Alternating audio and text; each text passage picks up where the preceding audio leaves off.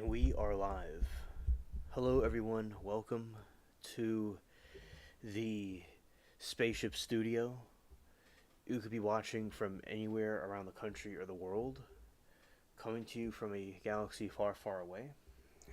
And I hope that everybody has been doing good and doing well. You may be seeing this. You may be seeing this as a rerun, or maybe seeing it live, and that is very cool either way. And yesterday was a very good stream about St. Patrick's Day, and I enjoyed everybody's company along with all the other streams we've done as well. And this time, I am going to be talking about the astronauts that are coming home, that have come home, and it's very exciting news because we've been covering it for a long time, and now they're back, and we'll be researching about what's going on with all that. Okay, and hello everybody, here I am. And the game, I just looked, and the game, they're going to be doing stuff with their servers, so the game will not be used during the stream. We will simply just be doing, I'll be just reading the different stuff and talking about what's going on at the same time. Alright, and hello Cali girl, good to see you, welcome. I'm glad that you're here with us. Shout out to you. It was nice seeing you over at Law and Crime earlier. Yeah, FTSY. And hello, Rebecca. Hello, shout out to y'all. Glad that y'all are here. And now what I'm going to be doing is the game will not be done this time. We'll be just going right into articles and things like that, and I'll talk about what's going on at the same time. So, all right, here we go. I'm going to be switching over to the other, the other part. All right, here we go. Now, y'all, I've been with all day, and it was very interesting seeing the Baker Cringe. Some of you I have been just seeing just now, so shout out to everybody that's coming through. Okay, and we are in the wrong area, and we're going to be going over here. All right, shout out to the Spaceship Cats. All right, so shout out to all of y'all, and we'll be talking about the Baker Cringe today and some of the trials also, and in addition to what we usually talk about. And now what we'll be doing is talking about the breaking news about the astronauts coming home, and then after that we'll talk about Baker, and then the trial stuff too. We're kind of like talking about everything at the same time. All right. Astronauts return.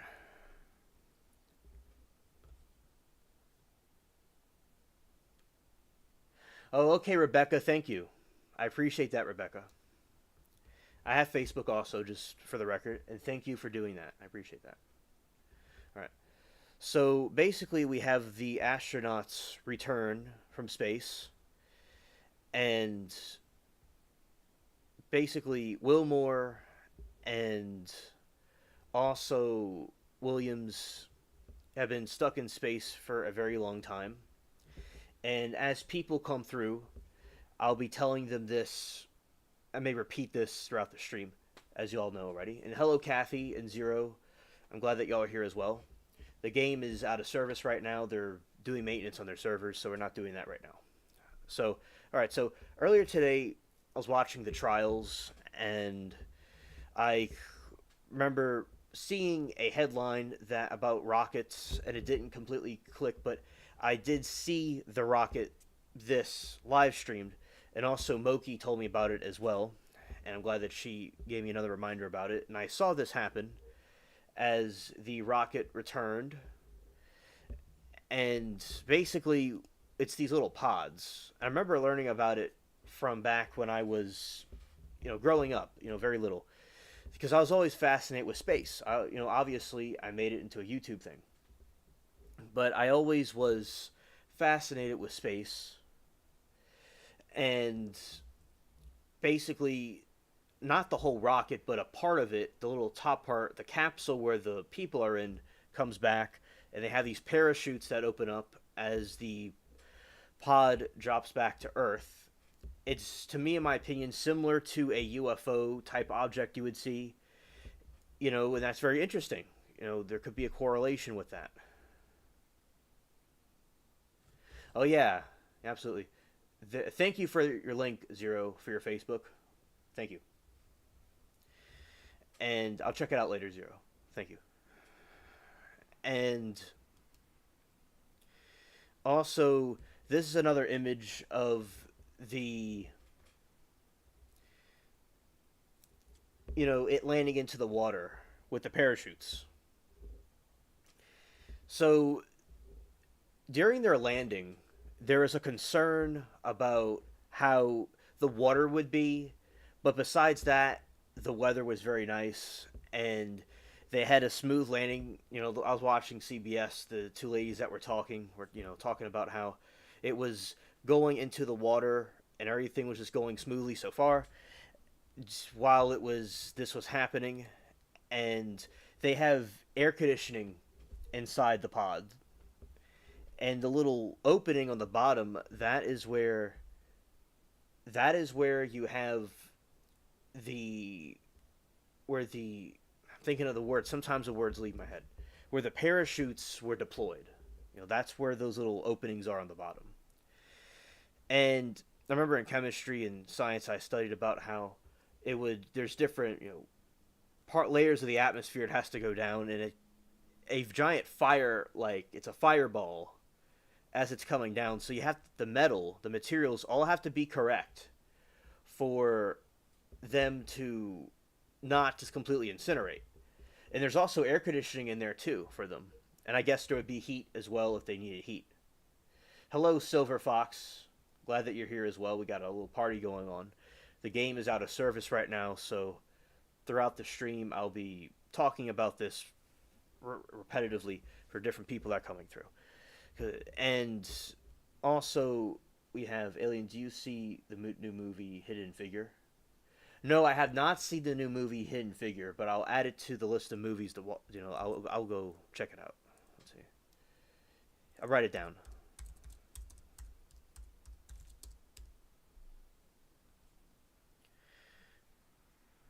Okay. Oh yes, I know about this movie. I know about the movie. That is a funny story. So basically, I remember when that movie came out, and I was talking to my black friends about it because that's where at the time I still talk to them, but at the time that's who I was talking about it with. So basically, in this situation, we were kind of skeptical because we were a little bit, what you say, misinformed, and women can do amazing things, but we were not quite certain about it. When we were first hearing about it, was it a true story or not? Hello, the white man. Good to see you, and thank you for what you do. I appreciate it. And also, basically, we're like, was it a true story or not, or was it some political thing? Because we were kind of wondering about it, but no, it was actually true. The three women, they did that for the space travel, and it's a true story, and that's great that they did that. But yes, I know about the movie. I never saw it, but I certainly have to go back and watch it. Also, give you your wrench because you're here. All right, I give all my close friends a wrench. Shout out to y'all. All right. Yes, it's a true story.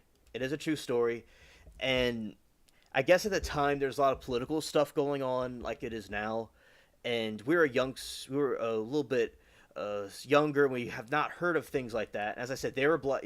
I was the only white person. They're black, and so it wasn't a racial thing. We're just kind of like, was it something real or not? But it was something real, and it was a great thing that they did. As I said, women can do great things and stuff. I never denied that, but when I first heard, I just wasn't, I never heard of that before. But I should have heard of it before. Unfortunately, I didn't. And more young people should learn about that. And it's great what they did, And also, so it looks kind of like Japanese the Japanese flag. That's what it looks like. It's kind of like a target. That's what it's displayed as, being like a target. And what you have is this situation where, you have these different color schemes and things to show what's so they could identify stuff. Thank you, Shecky. Thank you. I think you'll like the movie Ad Astra with Tommy Lee Jones and Brad Pitt. Ah, I like Brad Pitt and the other actor. Thank you. I'll check that one out too. Writing it down here.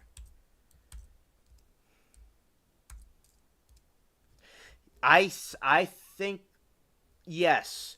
I did not see that one, but I'll certainly check that one out. I thought I saw it, but no, I didn't see it. And hello, Shecky. Good to see you. And also, basically, so this is them coming back home. So basically, I was talking about before how it would cause, when you are in a place where there is no gravity for a long time, and then you come back to Earth, there's some turbulence. So they're in care now and being taken. They have to be rolled out and being, in a place where they could be cared for and recover, because they will experience some differences by being in Earth. You know, this is a very, very mild thing. As I said, nothing compared to this. Like, say you're in an airplane, and you kind of get back to Earth, and it feels a little bit different.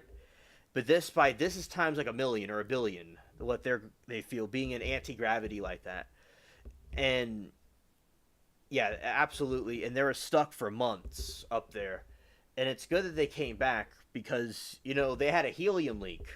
The aliens are just watching this, and they're probably laughing hysterically at our little inventions we have, where they have very advanced UFOs, and ours are just, we're just starting to get up there.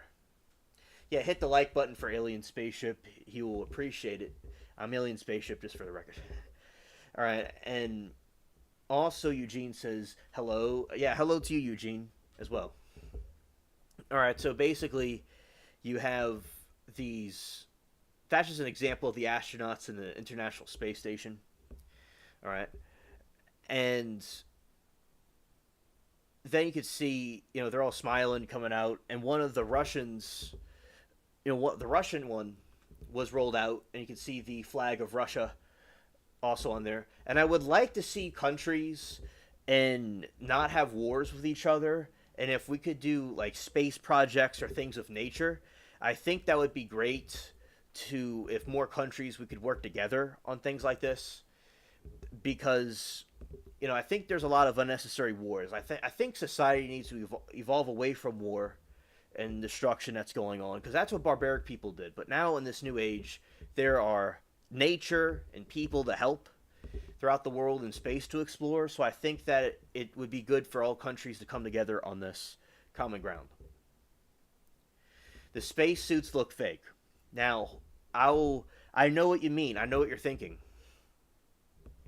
So basically, with the spacesuits, well, for the record, I saw the thing drop from space. This was live streamed, and I'll explain about the spacesuits. So, with the spacesuits, you have a situation where they are completely modified and are more advanced and new.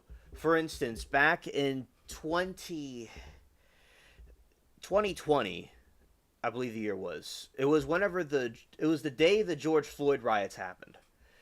It was that same day. I believe it was 2020. Yeah, it had to be 2020 in the summer.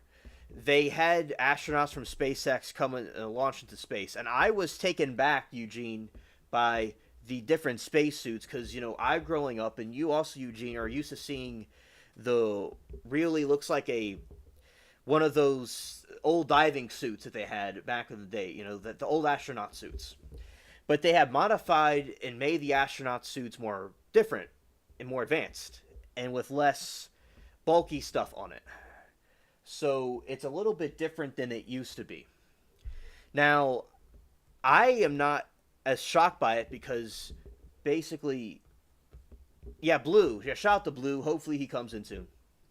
Now you have with Interstellar, which I'm sure many of you have seen, and Blue likes talking about Interstellar. He would really like this conversation. Hopefully he drops by. And as I said, as people come through, I'll probably repeat stuff that I'm saying now. Because usually I have to play the game and then get into the stuff but we don't have the game, and we have a full audience of people here, so we're ready to go. We're ready to launch. But of course, recent times I've played the game and just done both at the same time. So recently I've done a lot of the gaming also. So you see these astronaut suits from Interstellar. You have this now, okay? And back in the old days, you... Yeah, thank you for sharing the live. Thank you. Back, you had different types of astronaut suits. Yes. Shout out to Blue. He's most likely having a smoke. You see these astronaut suits from Interstellar. You see, I saw in 2016, I saw Interstellar in chemistry class. Very moving movie. And I still to this day listen to the soundtrack. Very brilliantly done. You see, it looks like these. It's the same. Because now they made the astronaut suits look very different than they used to. And back in the old days, astronauts, come on, astronaut suits. You know, you have these astronaut suits. I went to a museum as a kid, and I saw this in person. Like, I saw these astronaut suits in person, and I believe it was at the Nature Center. And just when you really feel the atmosphere of space, you really let it sink in. And throughout time, they had different astronaut suits, and it reminds me of the old diving suits they used to have. Back in the old days, I'll show you the old diving suits.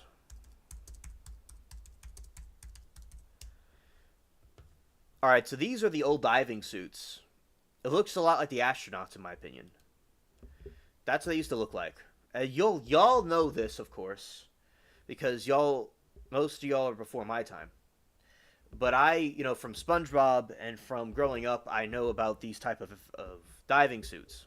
And also like this. Very cool technology, by the way. I like it. I like it a lot.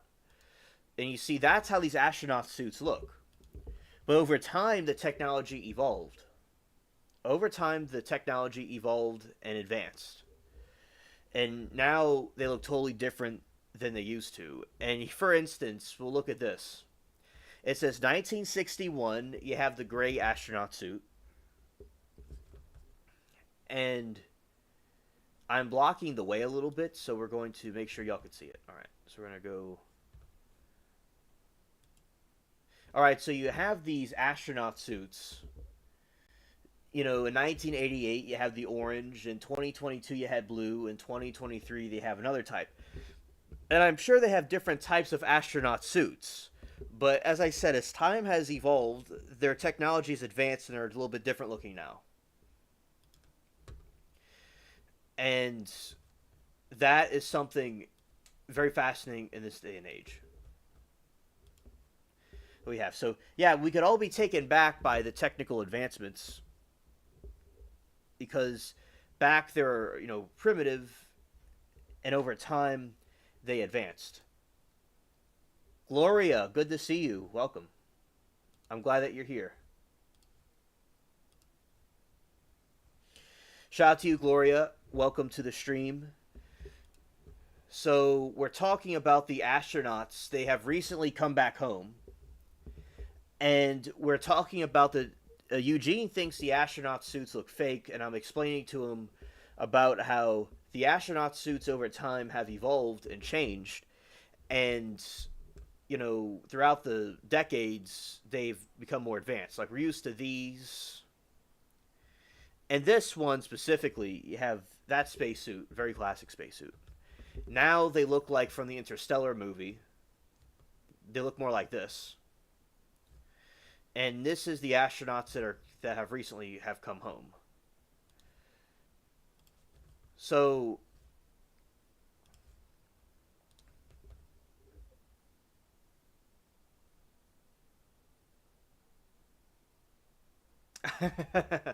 understood, Silver, understood.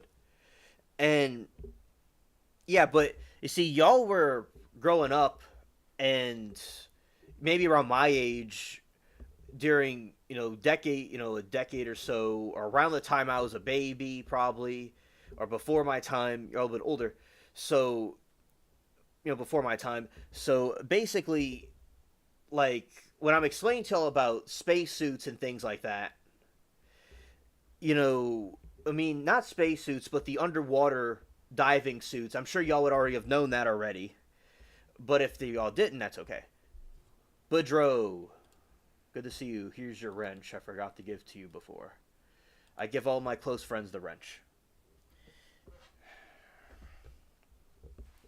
All right. So, you like 1988? Yes, facts, facts.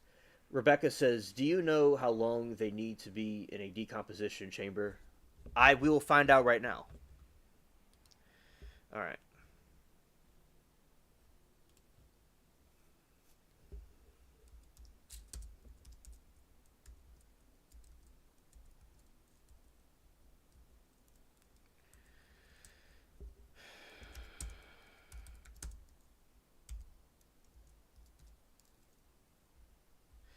Astronauts stay in decompression chamber. She said decompression.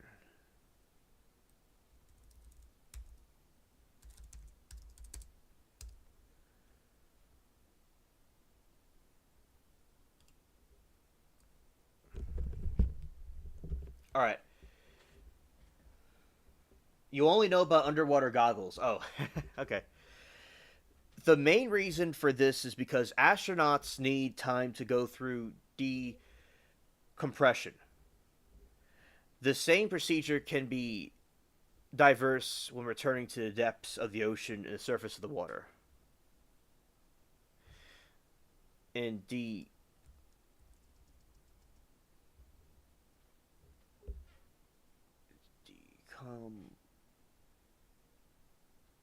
decompression.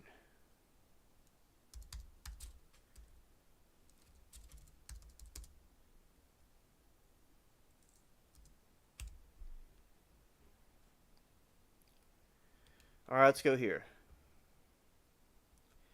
How long does it take for the ISS astronauts to isolate? Uh, that's not it. Let's see. How long do astronauts stay in quarantine?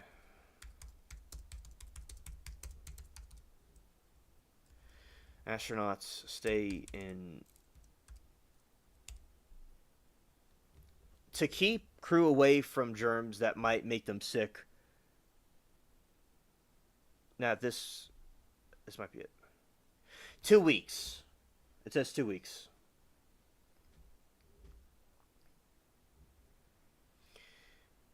Now this is maybe I think this is the right thing. How long? Okay, I'm getting the information correctly. That may have been for something else. Okay, I got the information. I got some information. Support astronauts brought that number to 32. Following their return from the moon, Armstrong, Collins, and Adrian completed their 21-day quarantine. 21-day quarantine in the Lunar Receiving Laboratory at the main spacecraft center, now NASA's Johnson Space Center.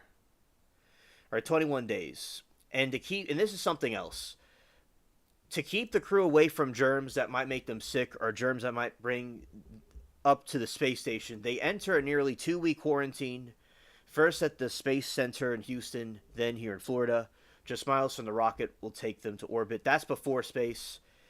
And how long does it take astronauts to recover? Yeah, don't bring the coof in space. You're welcome, Rebecca. Astronauts typically recover from the physiological effects of spaceflight in proportion to the duration of their mission, with most changes returning to baseline within a few months, but some, like bone density, can take years to fully recover.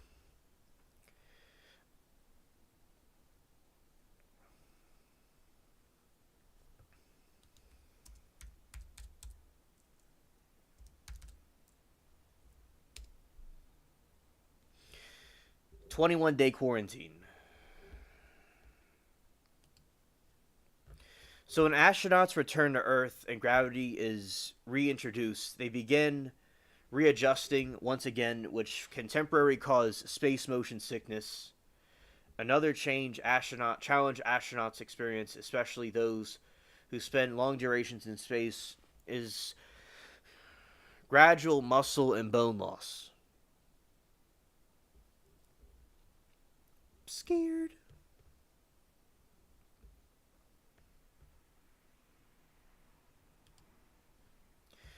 Upon returning to Earth, some astronauts experience orthostatic tolerance, the difficulty or inability to stand or walk as a result of light headaches or fainting.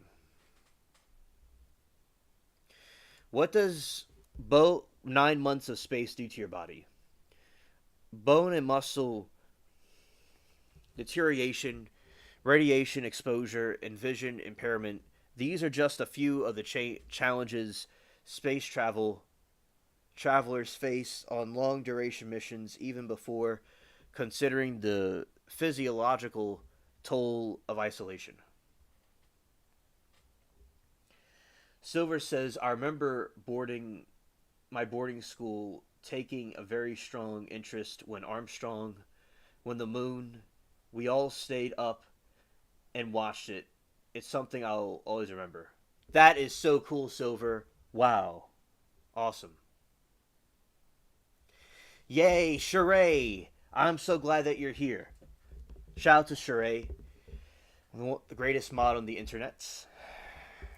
And also, so Sheree, during the trial earlier, I was watching the space. I was watching trials, and then the space station they're coming back from space, so they're broadcasting it.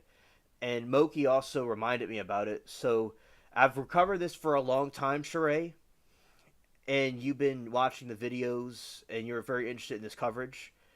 And I believe, you and Latina were the ones that brought that up to me. And so basically, what happened was they had a very safe, great return, and that is them returned. And let's see.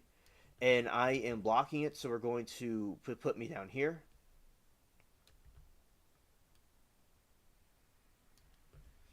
Alright. So we're going to put me over there, so I'm not blocking this way anymore. Okay. So y'all can see it better now. But now you have these astronauts, and they're back home.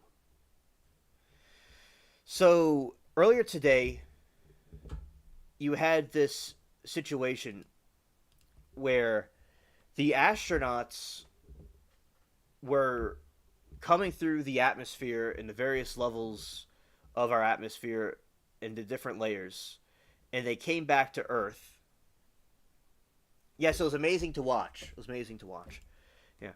So, and they're in a capsule, because it's not the whole rocket. It's just, it's a piece of the rocket.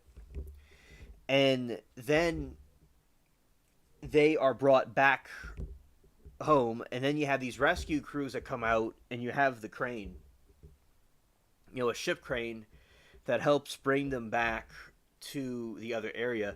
And Armstrong and the other astronauts from the moon, they were quarantined for 21 days, and you could have motion sickness and a lot of the bone density and stuff like that. Many things will happen. And SpaceX just a few days ago launched, and they brought them back to Earth. And the Russian Spetsnaz came back as well, and he was doing pretty good.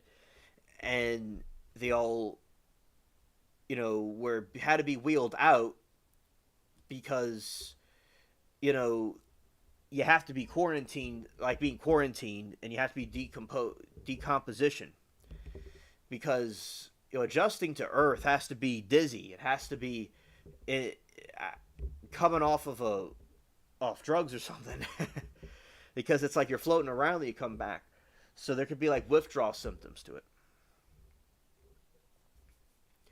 So, and I'm also explaining Sheree about you had different types of astronaut suits, and like from Interstellar, nowadays the astronaut suits are they probably have the same astronaut suits, and they probably have different ones for different things they're doing, but they're kind of have different technology now.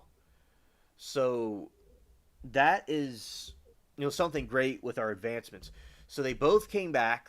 The whole crew came back, one piece, and it's just finally. It's been so long. 8 days turn into 9 months. So I think that with the technology, it's like, what are we doing here? Like, the helium had to have a leak on the Boeing, and they're stuck up there. It just we got to get it together because they want to go to Mars and things, and we will figure out what the truth is. We'll figure out what the truth is. We'll figure out how to solve these problems.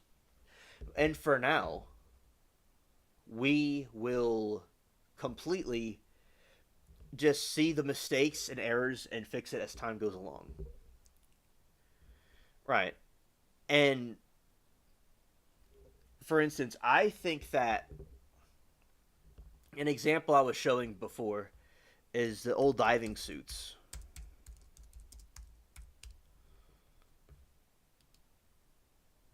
That's what the old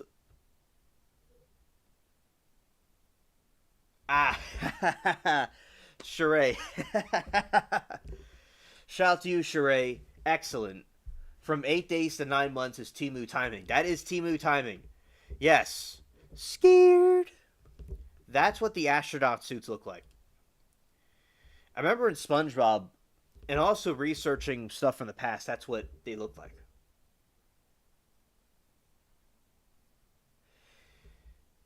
9 months, rather. Yeah. Yes, it was that long. So as time progressed, scared, they were able to advance the astronaut suits to look different.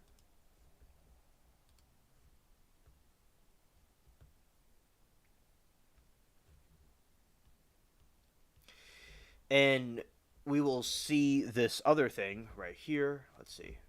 And in the flag, it reminds me of the flag of Japan, also.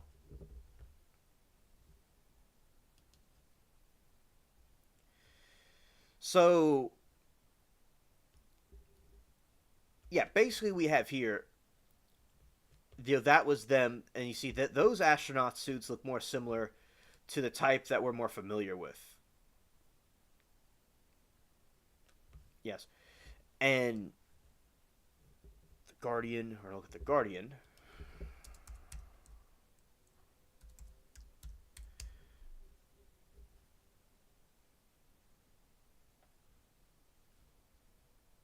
All right, so we'll read this article about it.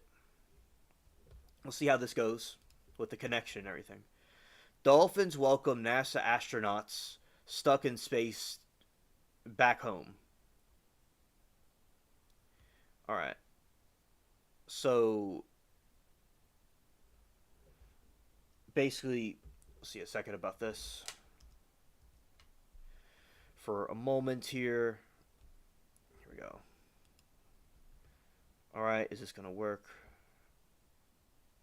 I don't know if I... Oh, then we have an ad.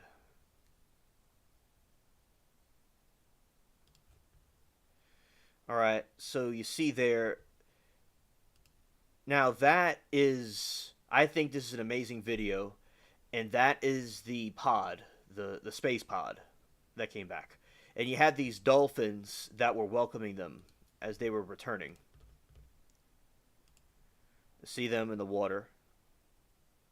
That is so a magnificent scene right there. And that's them taking them out of it, and that's them opening up getting the thing hooked up, and that is it landing. That is the landing of it. Yeah, so cool. Yeah, absolutely. And as I said, fair use. As I do this, it's a fair use thing. And you have that. We'll look over here, and that is the bird's eye view of the pod floating in the water. Okay. A pod of dolphins were seen swimming near a SpaceX capsule after it splashed down the Gulf of Mexico carrying the U.S. astronauts Butch Wilmore and Suni Williams, Nicholas Hague, the Russian cosmonaut Alexander Gorbanov. Wilmore and Williams have been stuck aboard the International Space Station for 9 months due to an issue with a new Boeing capsule. Yes, dolphins seem to be the thing these days. Yes, the dolphins were a cherry on top, absolutely.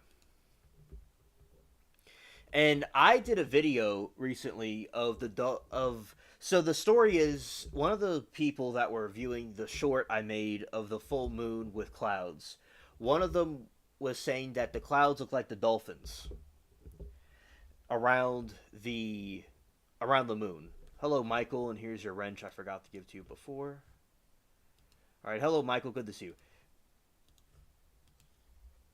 So basically, and I made an AI picture of the dolphins around the moon. I made a bunch of them. A bunch of them came out great. So yeah, I love dolphins, and that is the thing that's going on. Yeah, shout out to the dolphins. Sheree says they symbolize so many great things like good luck, protection, intelligence. Very great what God made. Very great dolphins. All right. Let's see. This is an article right here.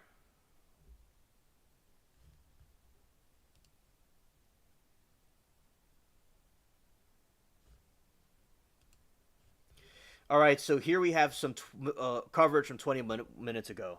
NASA SpaceX crew makes joyful return to Earth after 2 U.S. astronauts were stuck for months as it happened. Thank you, Sheree. Like, share, subscribe. Thank you.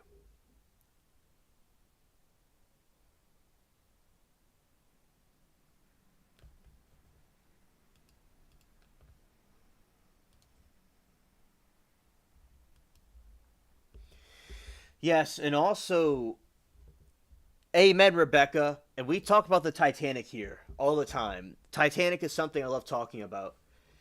And so basically, yeah, hello, Shell. Welcome. Good to see you here. So basically, yeah, we could go to space and not the Titanic. Come on now. And also, for instance, the oceans, the great oceans. There's so many creatures there that have not been explored yet. That is a fact, I bet. There needs to be a reality check. Because there's so many things and creatures in the oceans undiscovered. But over in space we could go and hover. Because I think we need to explore the oceans.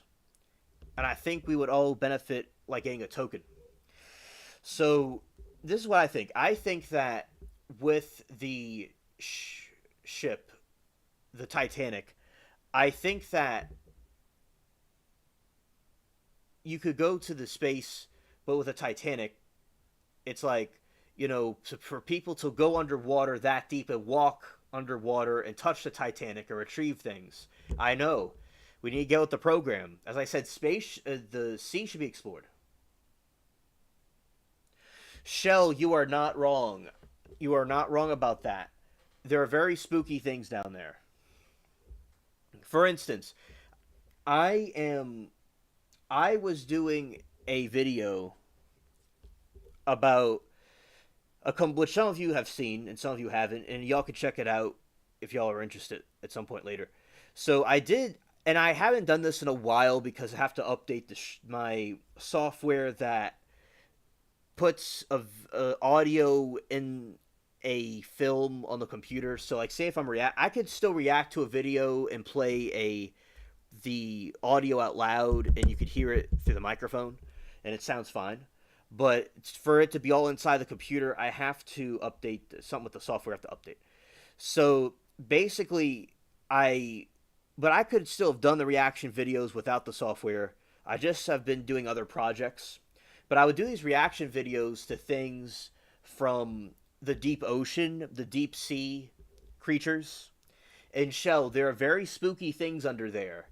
And they have confirmed that the Kraken, the giant squid, like from the Pirates of the Caribbean and from folklore, was likely real. And they found gigantic squid underwater. They found giant ones. So yeah, there are kinds of there's things. Shell, the scariest thing at all of all is that they don't know what is entirely down there. They don't know everything that's down there. They don't have all the, who knows what's down there. So I do agree with you.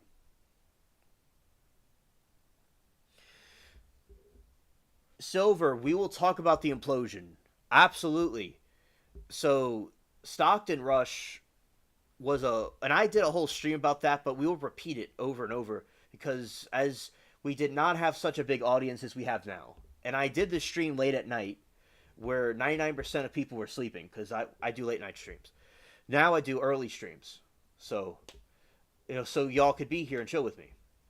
So basically, as I was saying, with the Stockton Rush got a tin can, or what I call a hot water heater. He literally got parts from Home Depot that was not certified at all. And he went down in his tin can, in his hot water heater, with a gaming controller that was wireless. It's like, yes, Megalodons. Yes. And those two also. So basically what happened was with the creatures, that lurk before, those are some of the creatures that lurk beneath the depths. So basically you have the his little tin can, and he over in the Caribbean, it was being used to explore underwater, and they heard cracking sounds. And they told Rush he needs to go rush and get the thing fixed, but he refused. Okay, he refused, and he was very confident is very important. And he was saying a quote that you'll be remembered for the rules you break. And I think that is a very great concept, but you gotta do things safely. Like when Steve Jobs had the computer created, he had Steve Wozniak, which his nickname is the Woz, and he was able to he was a brilliant engineer, and he's still alive. The Woz is still alive, but Steve Jobs passed away. And he's the reason, also the team that created the Apple II, shout out to the people that created the Apple II, and the Woz, they were great engineers that created the Apple computer and the iPhones that we have now. So Steve Jobs was a brilliant marketer, and he was able to get people to that were great at what they do, but he got a professional person. He didn't go do it himself. He got a professional person to build the computer correctly, and he had a great team. So he didn't go stupid, and he didn't pull off, a Baker or something or a Monica. He got, an expert to do it. But what Stockton Rush did, he just came up with it himself. And he ignored all the experts, and he had himself imploded. So yeah, that was horrific. And the lives that were lost on Titanic and in the crash, the Titan crash, was just completely horrid. And also there's an argument about making a profit off of people that passed away in the sinking of Titanic. Like making it into nothing wrong with making money. I think making money is a great thing. I love making money. That's something I love doing. But to not make money, you're God, because you'll cause more problems and make less money by doing that. But with Stockton Rush, is capitalizing off people at a grave site the best thing to do? Like if they could get the technology, like if James Cameron, I would trust James Cameron. Although all humans could fall into error. Like he went to the Marianas Trench. He went to Titanic successfully. If he were to carry out or be an engineer, like the Woz with the computers, if he was the engineer to create something like that for an expedition, that would be more reliable, and I think he would get everything checked out. So, but if they could have people tour the Titanic hypothetically in the future at some point for free, or for a documentary, or if there was money, it would be go to a nonprofit organization for a good cause to help people, or to help prevent ship sinkings, or for people to explore and learn more things. So I think that if there's a moral issue about him filling up his pockets with it. Also, his wife's great great grandparents were the founders of Macy's that died in this, or I should say, deleted in the sinking. Rest in peace to them that were lost. So I think that it is absolutely a amazing coincidence, a prodigious, uncanny coincidence about all this happening. Wow. I totally just threw you off on your stream. I'm sorry.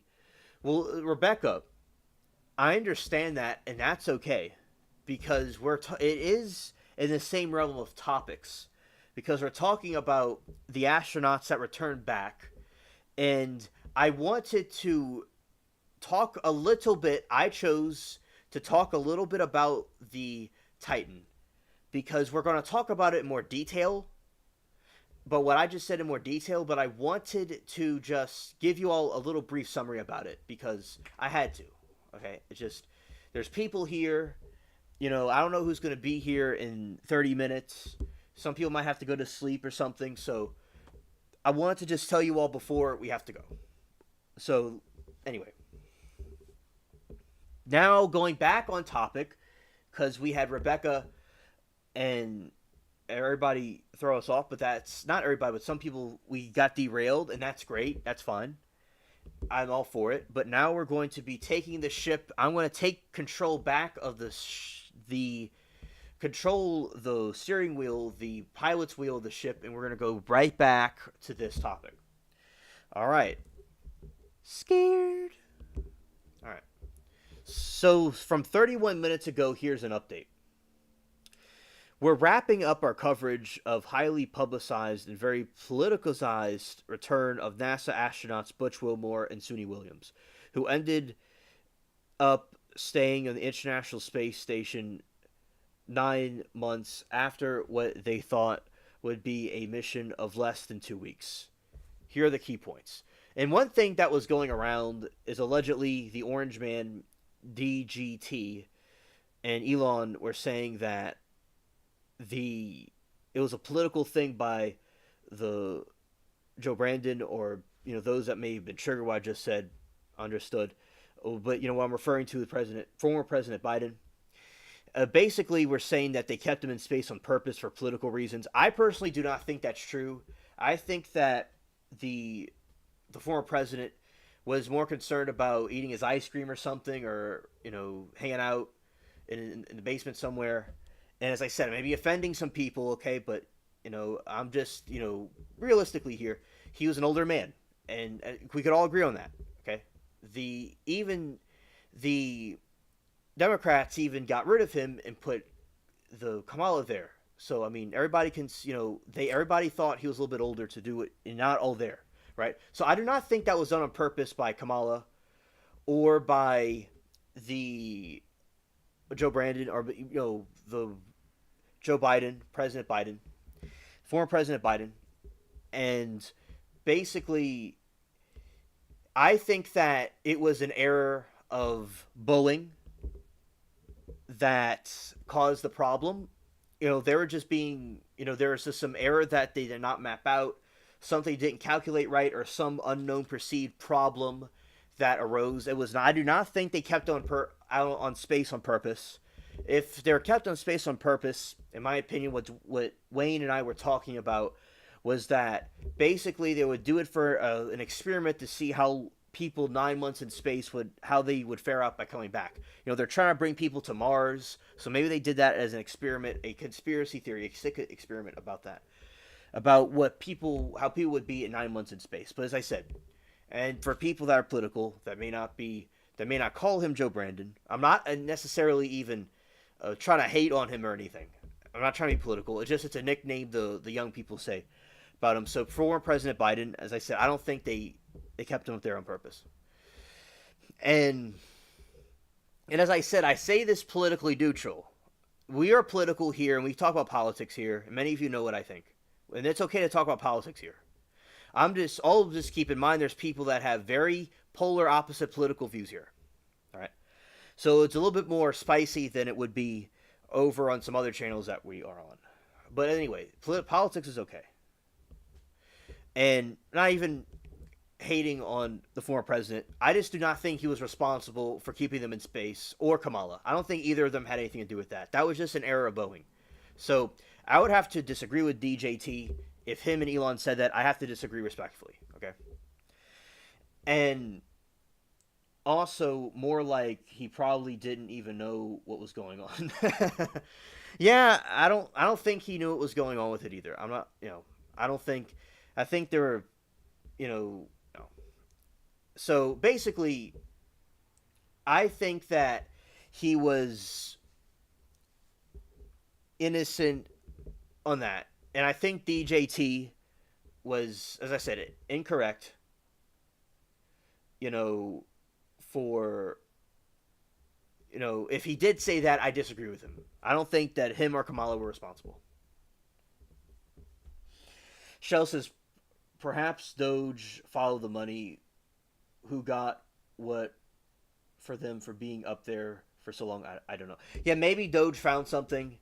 That's possible. Michael says the political spin, Musk was supporting Trump, and there was no way that Biden would ever approach him for help. Ah, okay, there you go. There you go. And now Musk, he wants people to go to Mars. Maybe they want to do an experiment about how people would be if they're 9 months in space. Maybe it's something that they would be interested to see how they would fare out. So it could be some political plot twist here. You never know. And thank you, Michael, for that. Yeah. And so here are some points that are being said in the chat about this situation. So this is from like 30 minutes ago.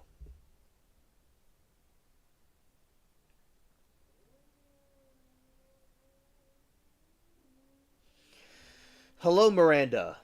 I'm glad that you're here with us. So basically, what I'm talking about is the astronauts have returned to Earth. The astronauts have come back. So Williams and Wilmore have returned to Earth in their capsules, in the capsule, and the whole astronaut team was okay. There was concerns about how the water would fare out, but they were okay. They were fine. And they all came back in one piece. And I will show some pictures of it, which many of you have already seen. And I was watching the Law and Crime trials, and I was reminded, although, I was seeing it, I was reminded by Moki that it was on, and I saw the promotion for it, but I kind of didn't completely click in. But I did see the thing come down and the parachutes happen. I saw the whole thing, but I did get to see it, and it was a very amazing sight. And also, they're going to have to be put in decompression.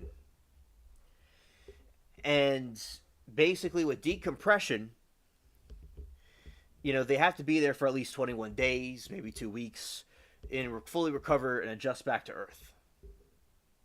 Miranda says, "Hey, Steve, Eugene, Alien, I've been trying to keep up with them. I woke up when they landed in the Gulf of America." Well, okay. I'm glad that... Thank you for updating what was going on.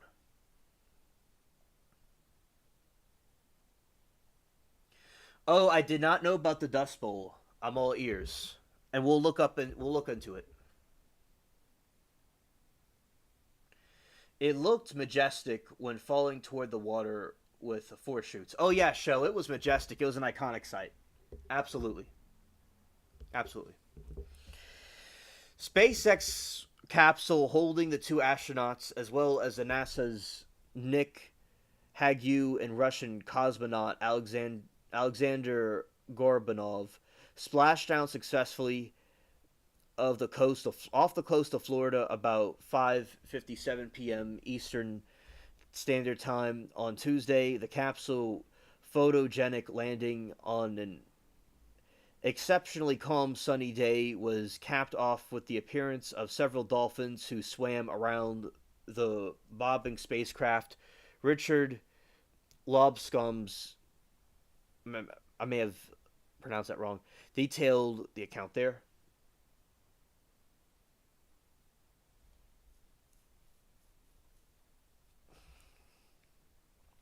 The four astronauts emerge grinning from space capsule onto the recovery vessel and then were taken for medical evaluation. They were slated to fly by the helicopter to Florida and then Johnson Space Center in Houston, Texas, where they would be reunited with their families and continue to adjust to the return to Earth.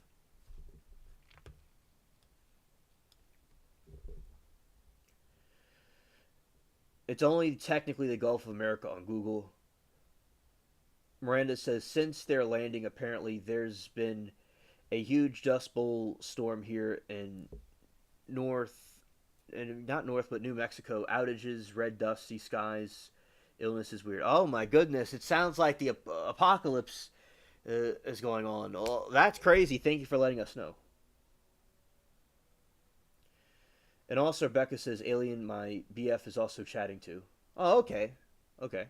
Understood. Thank you for letting me know. Also, we have at a NASA press conference in Houston, NASA administrators largely dodged questions. Also, Rebecca, shout out to him. All right, shout out to him. At NASA's press conference in Houston, NASA administrators largely dodged questions about the truth of Trump and Musk's claims about the astronauts having been stranded or abandoned by Biden administration, as well as Musk's suggestion that Trump deserves credit for prioritizing this mission once the officials said NASA was responsible for safe missions and doing science in space, not for what is said in the media.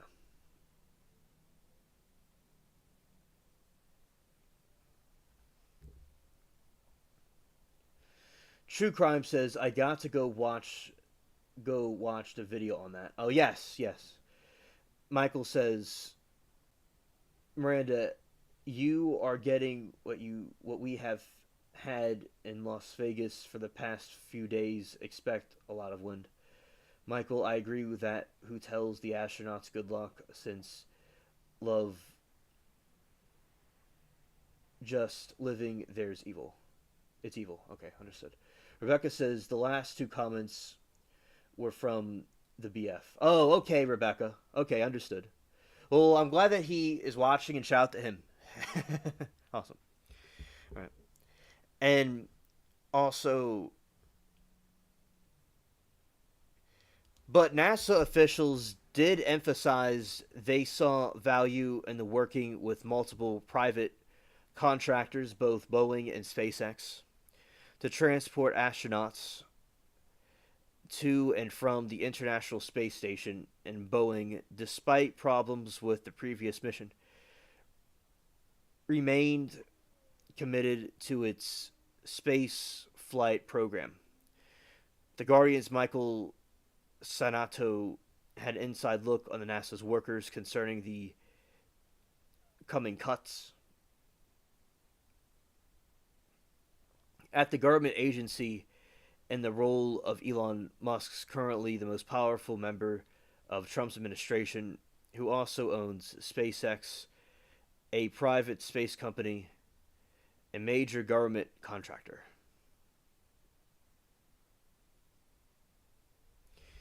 Rebecca says the boyfriend Leon. That's a very awesome name, Leon. I know some pretty cool people with the name Leon. Their surnames, usually. And yeah, that is. I know people have the variations of it, of the name Leon. So yes, Thank you. I appreciate the compliment. Awesome. Very cool name, Leon. Yes. All right. And yeah, Miranda. Scared. Meanwhile, if you're wondering what exactly is happening to the astronauts as their bodies adjust to Earth after 9 months in space, they have the article about it there.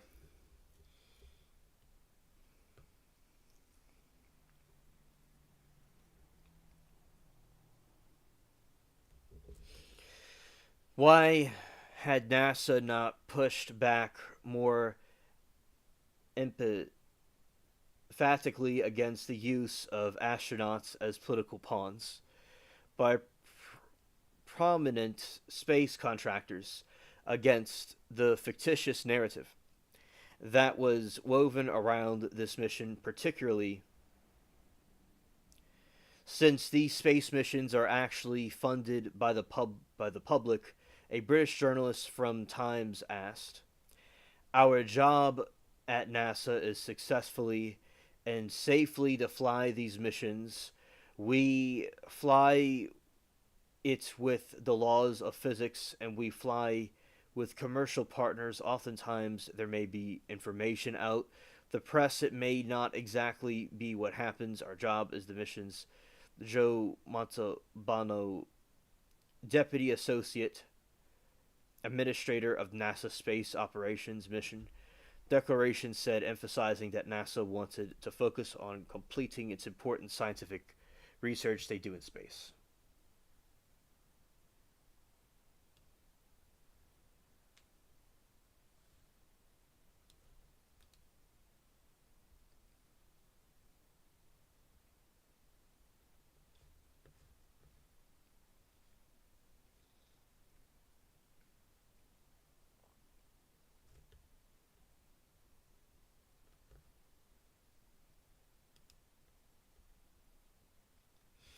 All right, this is an explanation about what astronauts may feel when they're in space, when they come back.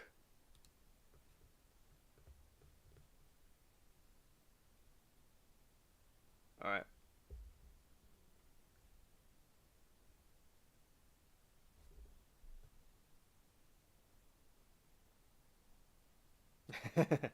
Yes. Scared. All right. Swollen eyeballs, baby like skin, and the overall effect on how astronauts feel when returning to Earth.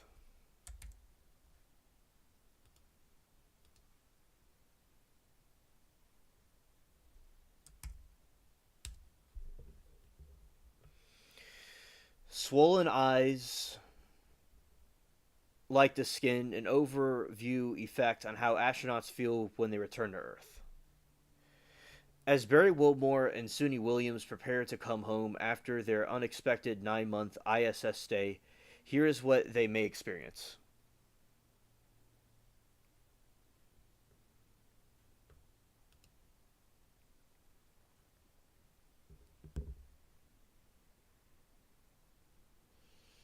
Miranda says, "I think the Gulf of America is official by the order via trade. From what I'm reading, it has percents oil and fishing, land, fill and trade." All right.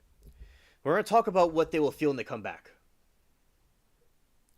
Gravity may seem like a drag, but spending long periods of time without it, its grounding force can wreak havoc on your body. On the Friday, NASA SpaceX will launch the space agency crew 10 mission to the International Space Station to retrieve astronauts Barry Butch Wilmore and Suni Williams after was meant to be an 8-day stay tuned to the ninth month. While it's not the most time a human has spent as an extraterrestrial, Russian cosmonaut Polyakov Polyakov spent 437 continuous days aboard the Mir space station. Most long space missions are maximum of 6 months. So what happened to a person's body when they come back to Earth.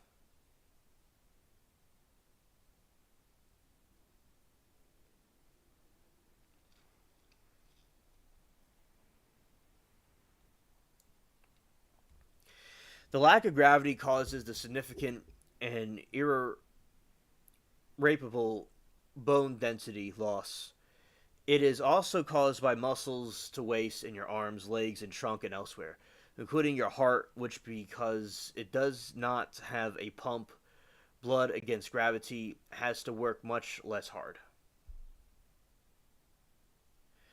Your blood volume shrinks, and the way blood flows challenges it slows in some areas, which can lead to clots. Fluids also don't come down or drain as easily.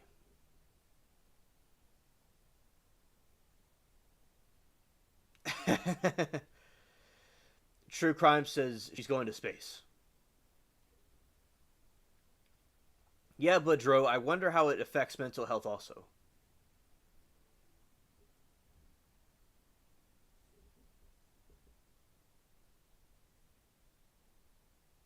Yeah, I wonder how it affects mental health also.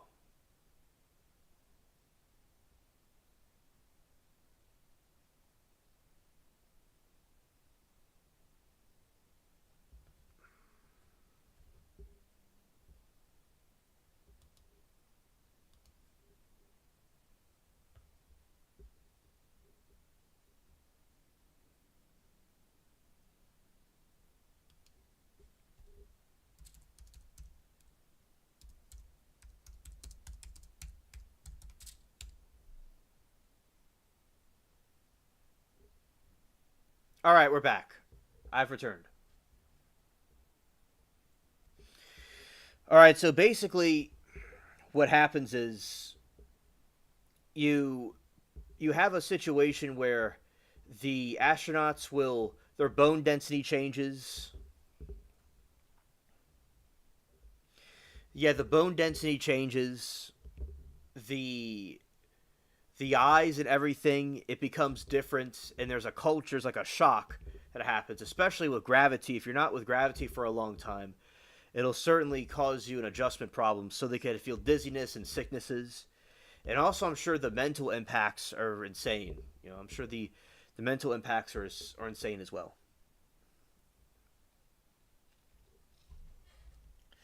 Yeah, you keep your feet in the ground. Absolutely.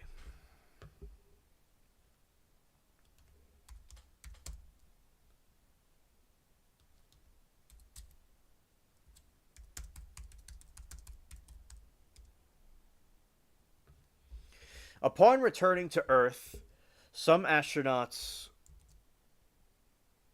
upon returning to Earth, astronauts experience orthostatic intolerance. They have orthostatic intolerance, the difficulty or inability to stand or walk as a result of lightheadedness or fainting. According to NASA, orthostatic intolerance occurs when an astronaut's body has difficulty adjusting to going back to Earth.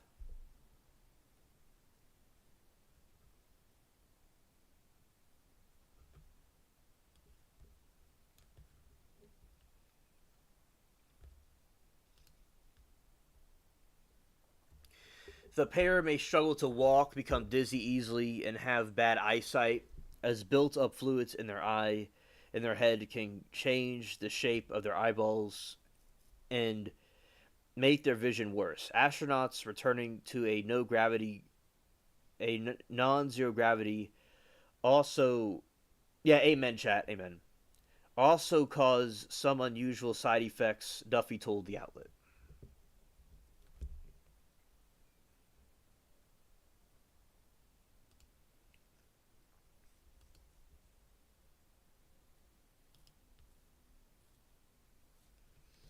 Also, they have bone and muscle deterioration. Right, Rebecca. Exactly. That's why they have a decompression chamber. Right.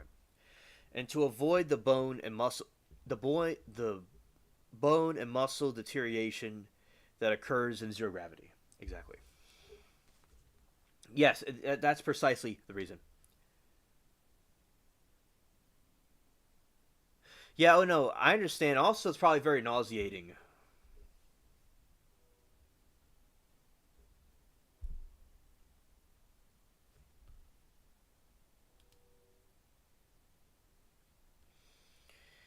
All right,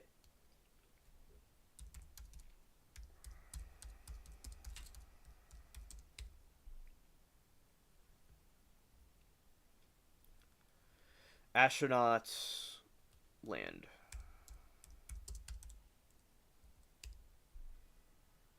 Right, here's some, is this very majestic? That's them returning.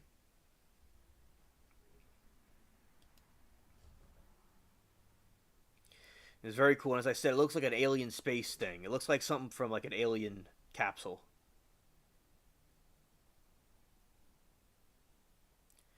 And that's what it looks like beforehand.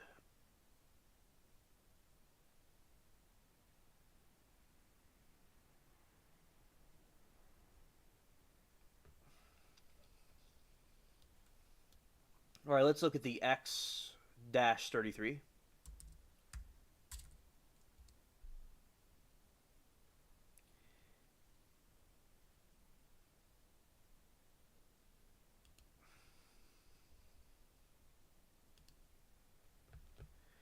The X 33 failures 21-meter wingspan and multi lobbied composite material fuel tank during the pressure testing.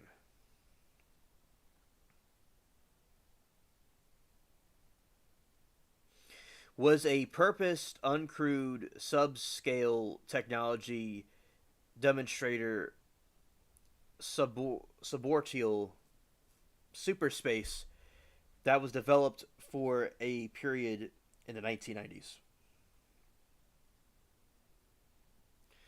Well, thank you that for the compliments to your boyfriend about I'm very smart. I appreciate that. Thanks. He is very kind, and you're lucky to have him.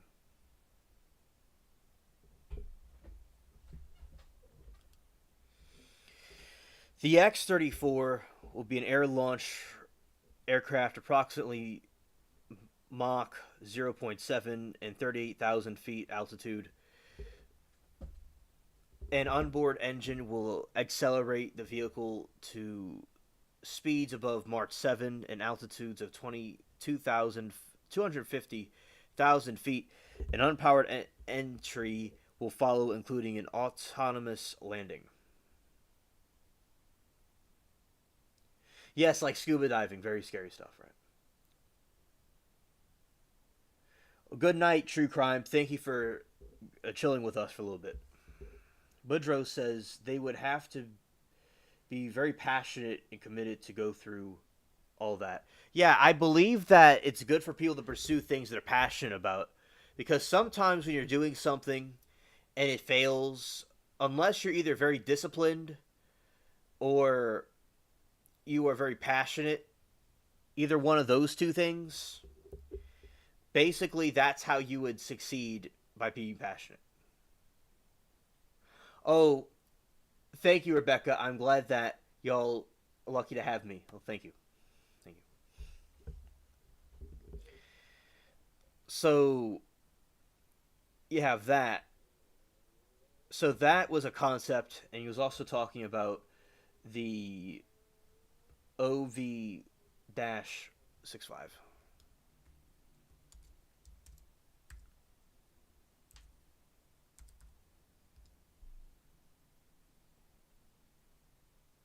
Yeah, it looks very similar. That looks very similar.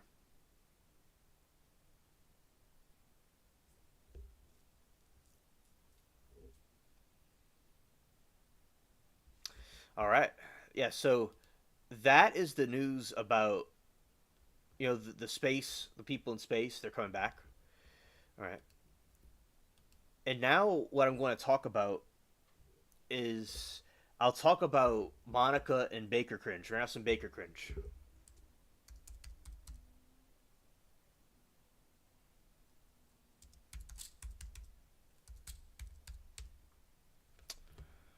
Oh my goodness, that is a disturbing face. Scared. I had to see that. Like, really? Look at this. Ooh, look at this. Scared. What a pleasant face to see.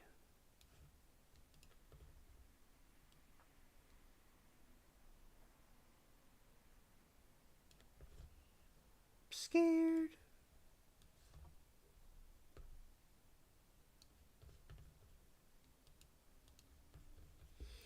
Alright, so we got Monica Cementelli, as we call it, the semen trial.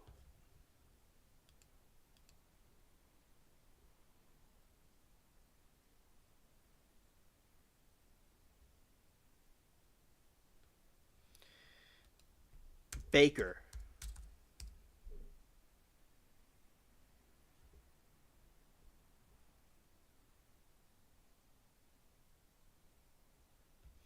Let's do a little review about Baker. As I said, we could have some There's a knight right here, and I was rudely hit him. My apologies, Mr. Knight. It's a knight. Alright. And so we're going to remember, there could be some turbulence because there could be ads in the site that could drag it down a little bit, but we're going to review some Baker. Some Baker cringe. Alright, first off, this is Baker. Oh god, look at those two love bugs. OMG. Scared. Now that's Fabio. They look like, they look like a good couple. That's Fabio. That's the guy that she had allegedly had murdered.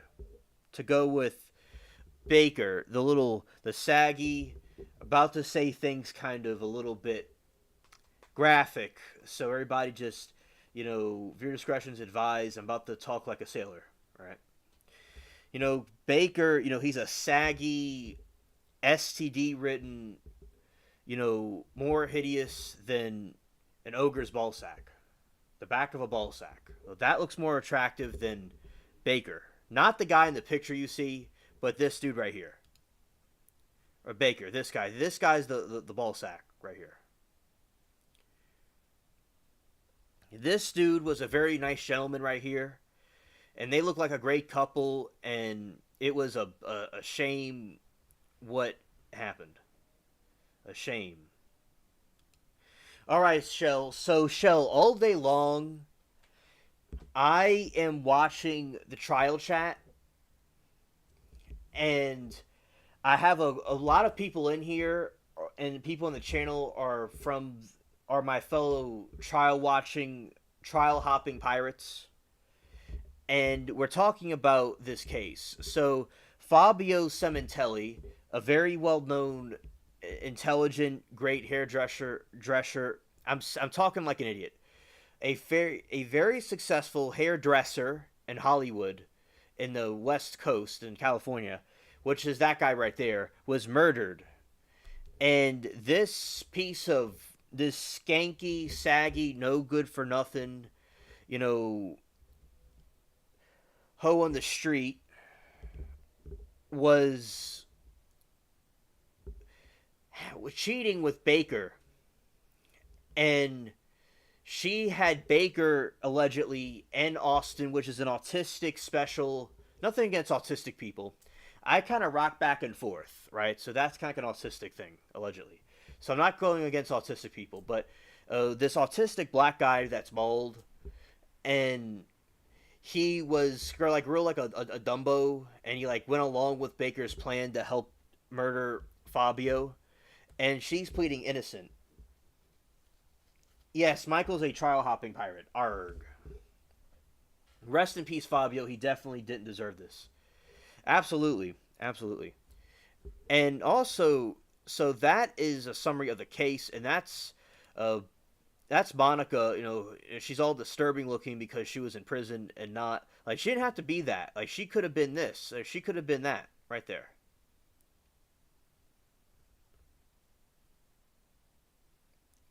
And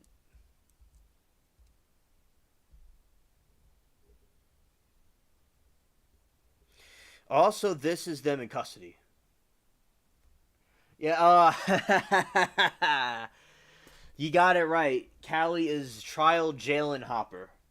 Trial, yes, trial Jalen Hopper, and also pirate.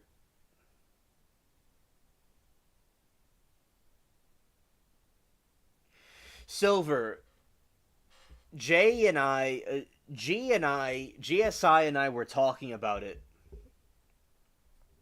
and yeah, her and I were talking about it, and while other people in the chat feel he may be on the spectrum, and I went to, although my school had regular people in it, I'm a regular person, but it had a part of it where you had people with special needs, and as I said, they thought I had ADHD, which that's another topic of debate.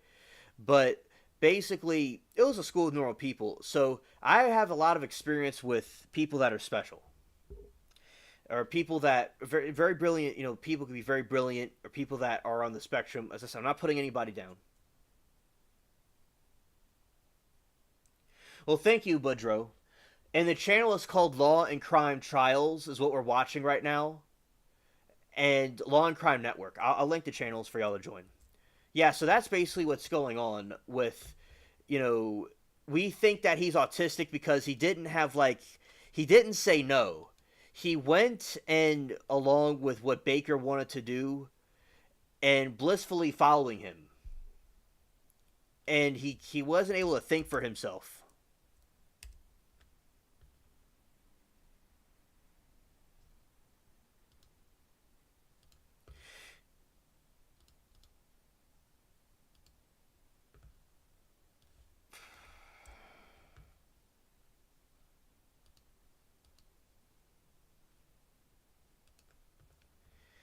All right, this is the channel. I'm going to link it. This is the channel where Monica is talked about.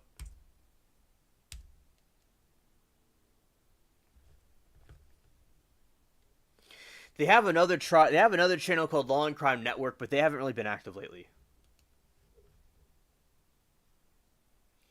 Baker is a monster. Yeah. And Shell, they have these creepy jail calls and very explicit materials. Also, they were showing pictures that she was drawing.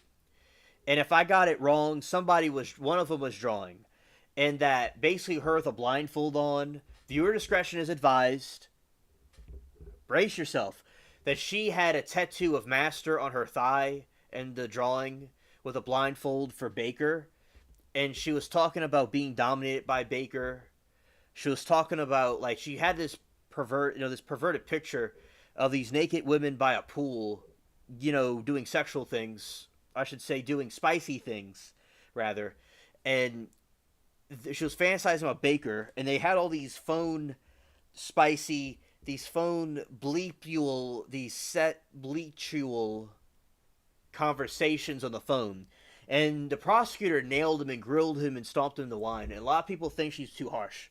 But basically, she asked him about what he was doing.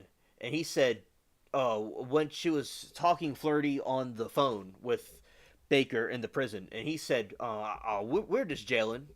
We're just jailing. So the jailing is a new word. It's the new word of the year, the word of the century. We call it jailing.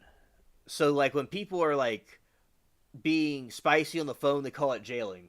And also Shelly, not Shelly, she may not be here right now, but Shell, I'll tell you, he was in the pornography business, and he would get angry if you call it pornography.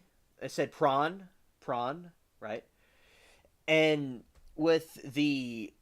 he calls it adult entertainment. He was like, it's called adult entertainment. It's called adult entertainment. And yeah, as I said, and Baker, you know, he's all over the place. So that's Baker right there.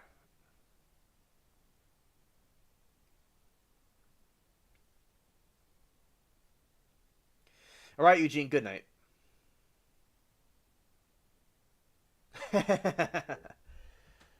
Boudreaux said, well, she and Gypsy Rosa get along.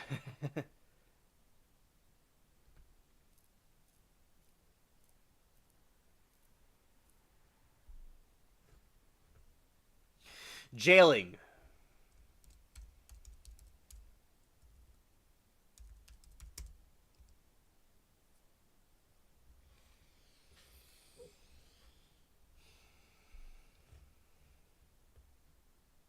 All right.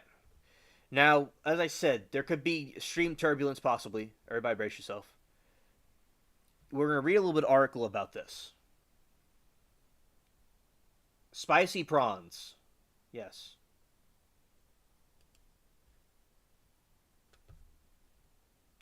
See if this loads without a problem. All right. Deleter says ex-lover had no role in her husband's deletion. Oh, the husband slaying. I murdered him because I wanted her. Shelly is from ABL. She's in here sometimes.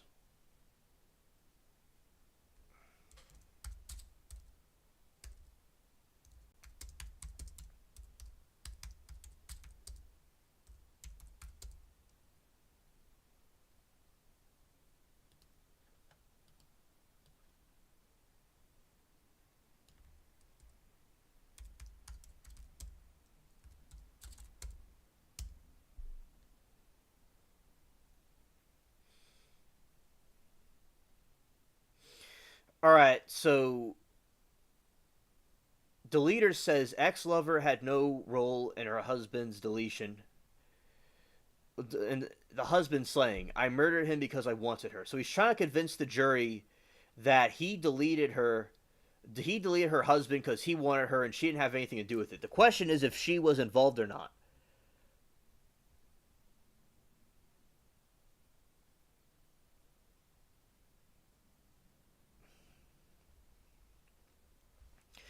To hear convicted murderer Robert Baker tell it from the witness stand, his ex-lover Monica Cementelli was never part of a conspiracy to fatally stab her famous hairstylist husband and make it look like a home invasion gone wrong.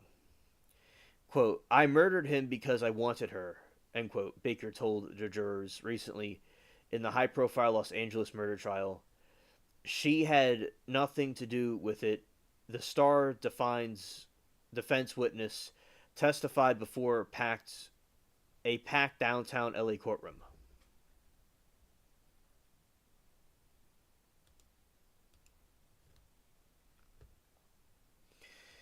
Hello, Alan. So basically, Alan, good to see you. I'm glad that you're here with us. We were talking about before this, the astronauts from outer space came back. They landed in a water, and there's dolphins and beautiful blue skies and nice seas. And we were talking about the different types of astronaut suits and stuff like that at the same time. Callie says, I'll see you tomorrow on Law and Crime Trial. Jailing hoppers. Great job, alien. See you tomorrow, dear. Okay, Callie. See you tomorrow, and thank you for coming. I'm glad you enjoyed it. Exactly, Shell. Exactly. So that's where we were talking about the astronauts. And also, so basically, because he wanted her, had nothing. And also, I murdered him because I wanted her, Baker told journalists, high profile, and that, and she had nothing to do with it. The Star defense witness testified before a packed downtown LA court.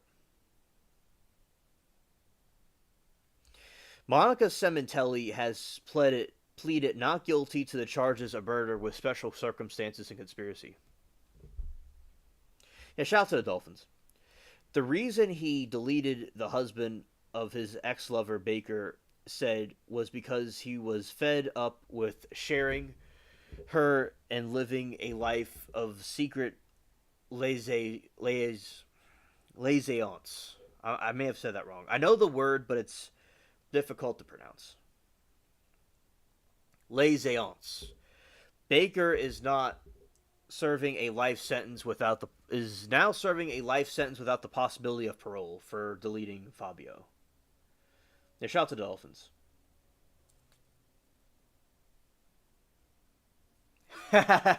Hilarious, Steve. More than 8 years after Fabio Cementelli was stabbed to deletion, before he was unalived, on the patio of his Woodland Hills home, Baker tried his best to bolster his one-time lover's defense.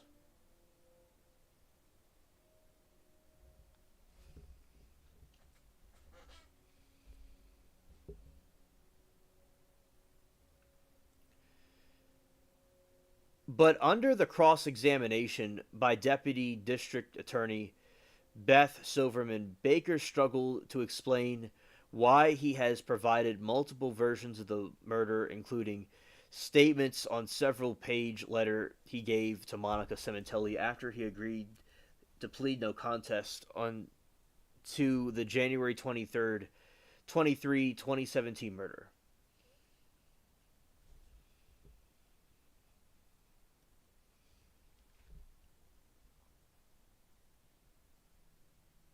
You know nothing about it, Alan. Scared. All right, so Monica Cementelli allegedly had Baker and the Austin who was autistic, most likely, go and set up this murder to delete Fabio. And Baker is saying he did it on his own and Monica wasn't involved.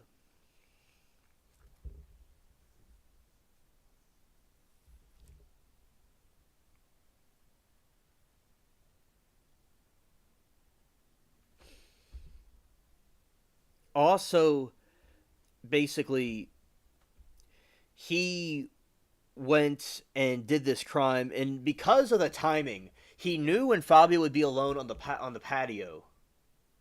He knew when to do stuff, and by the conversations that they were having, in my opinion, it's clear that she orchestrated the deletion. But another thing is, why didn't she just divorce Fabio? And is it true that she's innocent? But we all think that she's guilty. But it's, up for debate. Most people think she's guilty. But basically, that's the trial, and Fabio is a very good hairstylist, and Baker's the lover. And also, Alan, they're showing the kinky phone calls they had with each other, and also the kinky comics like that were drawn. Your discretion is advised, like a blindfold, her blindfolded with his name, Baker's name tattooed. Baker's the lover she's having an affair with, and also about like a beach, like this like pool where these women were doing these spicy things with men, and she was fantasizing about it. So a lot of these very explicit phone calls and stuff like that. And also, Alan, I think maybe you were here. Capri was saying how she feels the prosecutor is acting inappropriately, and she usually defends the attorneys because she's an attorney, and she usually shows position from the attorneys.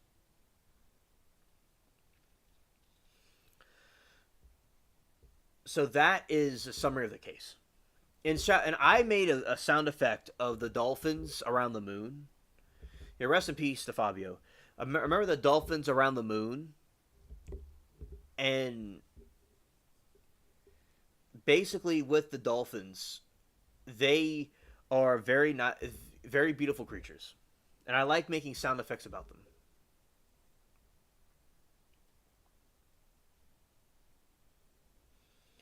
Alan says, speaking of astronauts, they're not really in space, right? They're high up, but in some of Earth's atmosphere under the firmament. Okay, Alan, I understand your position on that.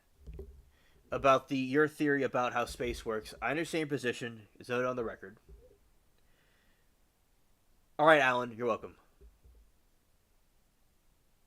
Silver says they're trying to say because the Italian Catholic doesn't accept divorce, but Fabio was a divorcee when married to Monica.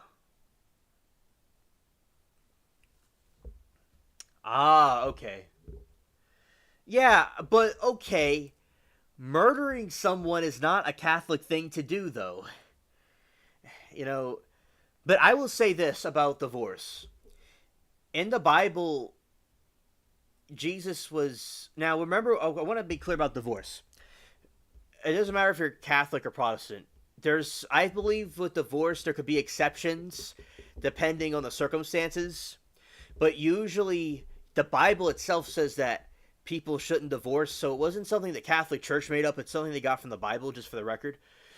But there are exceptions, I believe, where the people can divorce under certain circumstances. It depends. Like it depends, in my opinion. But not getting in too much into that. But yeah, but about Catholics being against divorce, murdering someone isn't really a Christian thing. Either. It's not a Christian thing or a Catholic thing, right? I think most religions frown upon murder.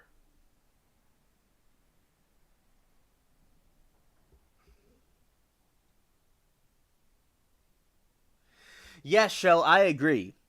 And I believe that couples can do whatever type of spicy activities they want. They could be kinky or whatever. But cheating on the husband and doing all these perverted stuff is not really a Christian thing either. Steve says it was a Catholic honor killing. Well, what I really should have said was a Catholic honor deletion.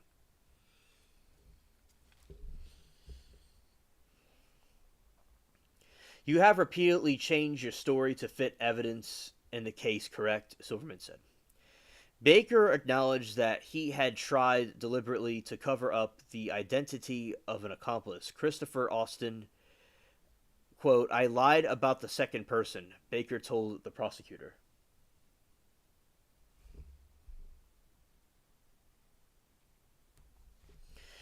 The convicted deleter insisted that he lied in the letter, and initially to Monica Cementelli's defense team, because those accounts were unofficial, very similar to YSL with Woody. See, Woody from YSL, he doesn't remember, he doesn't recall. That's his life. He doesn't recall anything. But he does probably recall. And initially to Monica Cementelli's defense team, because those accounts were unofficial. He said he always told the truth under oath when, quote, when I swore.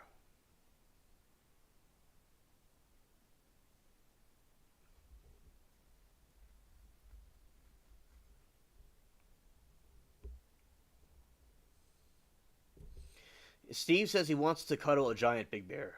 Yeah, that would sound fun. In more than 50 days of trial, prosecutors have argued that Monica Cementelli was the mastermind of the plot to delete her husband. A Canadian hairstylist and executive of the German hair care giant Wella, her goal was to pocket 1.6 million in life insurance and avoid the complications of getting a divorce, prosecutors allege. Remember this, chat. Something I didn't mention is that Baker with Monica, he had an insurance policy. Fabio had an insurance policy, and if she got I remember they were talking about the recordings last Friday, and with the recordings that were being talked about, Monica was the sister was saying about how Monica couldn't eat, sleep, or wash herself. She made a shrine to Fabio and all this different stuff. It was completely, cringe stuff that was going on. And they're talking, the sister is talking to her about, did she get the insurance policy yet? The insurance policy. See, that's the thing. The insurance policy, she probably, GSI, her name is, but I call her G. G and I were talking about how Monica likely wanted her insurance policy.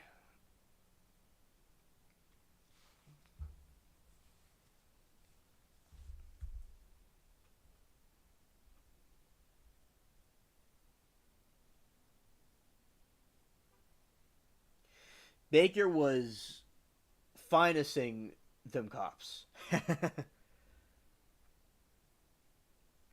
Yeah, thou shalt not delete. Yes. Baker 62 is a Baker 62 is a convicted bleep offender and a former corn star who met Monica Cementelli as a racquet ball, a racquetball coach at West Hills LA Fitness and became her lover.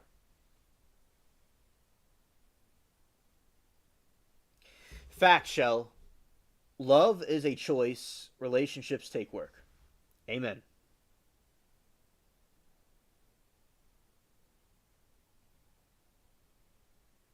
Yes, the Japanese have a great breed of dogs. Absolutely.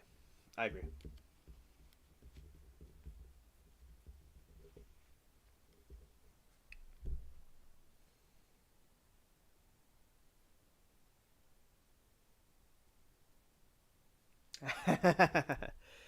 No. Alan. Baker, the guy that at unalived the no, Fabio was not a hairstylist. No, Fabio was a hairstylist. Baker's the one that was a corn star. Right. And also Baker is a convicted felon. It was a convicted bleep offender.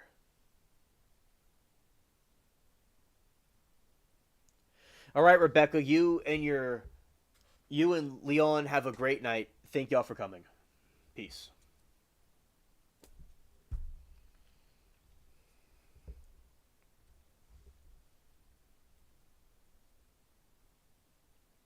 That is true, Steve. Absolutely.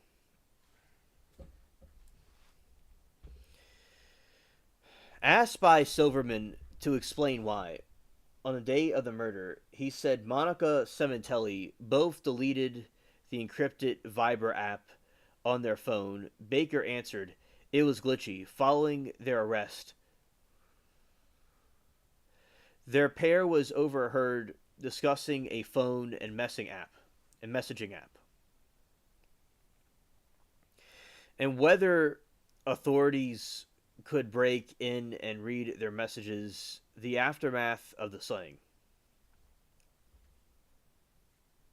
I agree, Boudreaux. Baker also admitted to buying burner phones, one of which was Monica's purse, when the LAPD arrested them in her Ford Mustang GT 6 months after the slaying.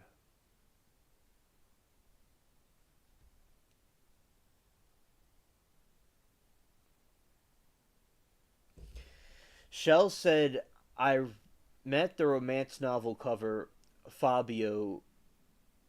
It wasn't as tall as I thought it would be. Oh, okay. Okay.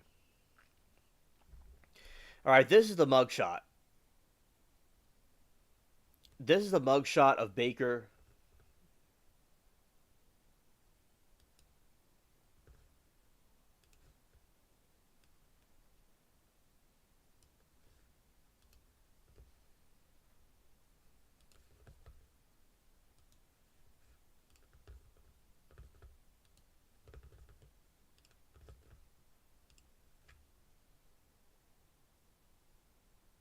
Yeah, show. All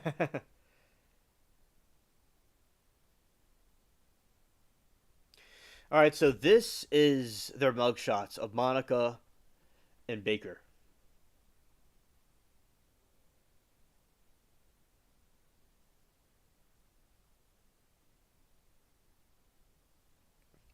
My uncle in England looks a lot like that Fabio character.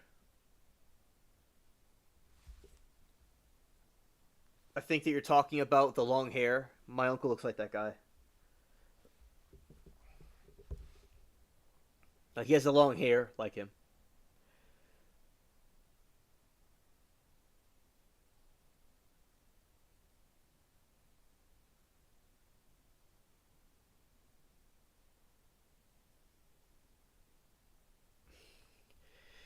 Yeah, so that is them in their mugshot.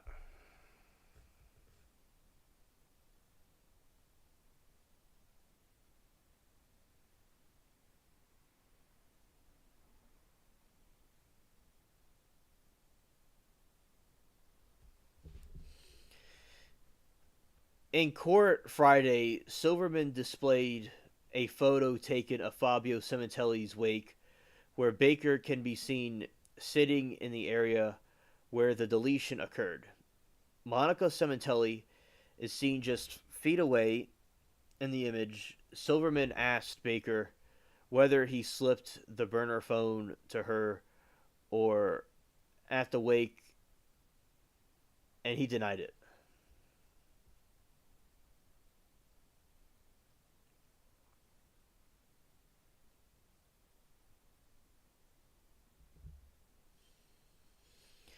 So that is something that happened throughout the trial consistently. Is that Baker constantly said that he didn't recall, he didn't remember, and he constantly would do that over and over again. And similar to like YSL, when Woody and the other ones are saying they didn't recall, very similar.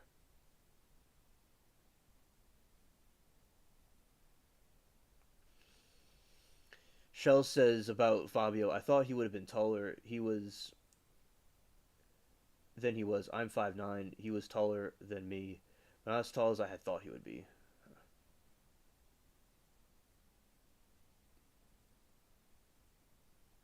Yeah, Alan, that's hilarious.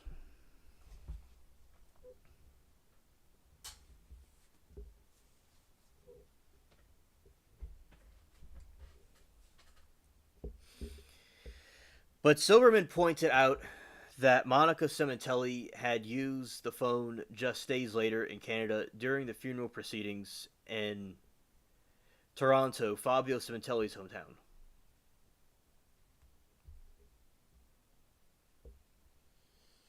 Baker also admitted under questioning that the widow sent him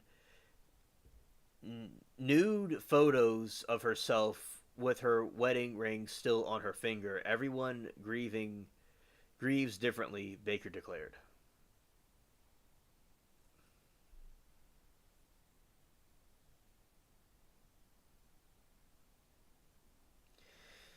Sheree says, absolutely. Now my kids say something stupid. I say, cool, cool, cool.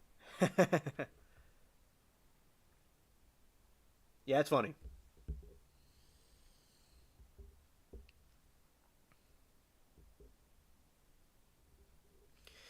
Baker's version of the events contracted testimony given by Austin, the prosecution's star witness.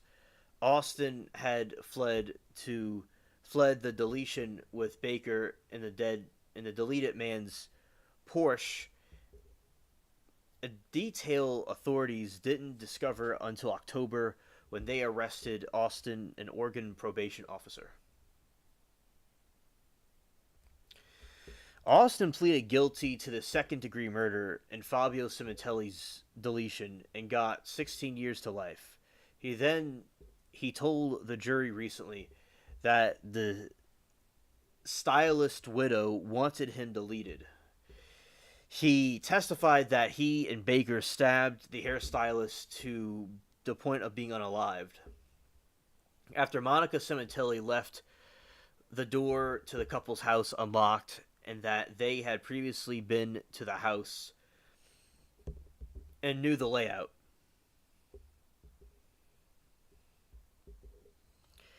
He told me she is gonna leave the door unlocked, Austin said. Austin said he never heard directly from the defendant, but Baker told him she wanted her husband gone, and afterward told him it was for the insurance money. Everything he did after he got a text message which told me he was talking to her via text message. Austin testified, I do not hear him talk to her on the phone, but everything happened in sequence.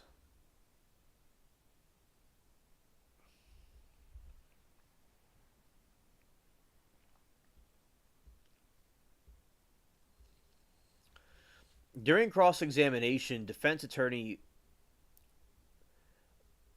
Leonard Levine made Austin explain how he had changed his story from when he was initially taken into custody and told police that they needed only to rough up the hairstylist. All right, Shell, thank you for coming and joining us. I'm glad I got to explain the case to you. All right.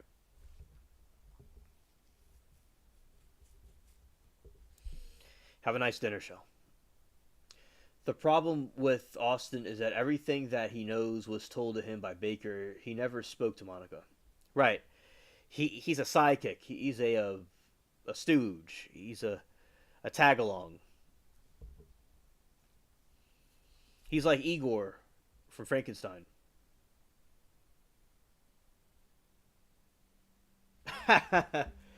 Yeah, Sheree, I understand what you mean. Yeah, sir, sir, sir. Yeah, shout out to ABL, sir, sir, sir.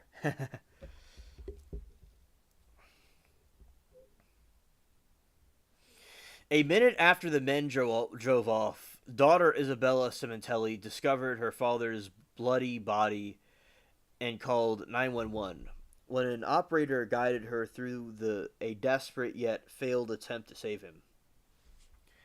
Baker said he tried to create an alibi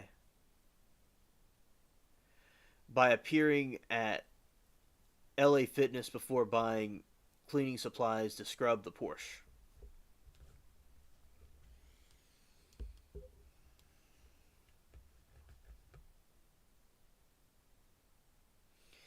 Silver says, "Time for sleep now, guys. Good night." Good night to you, Silver. Have a good night. Sweet dreams.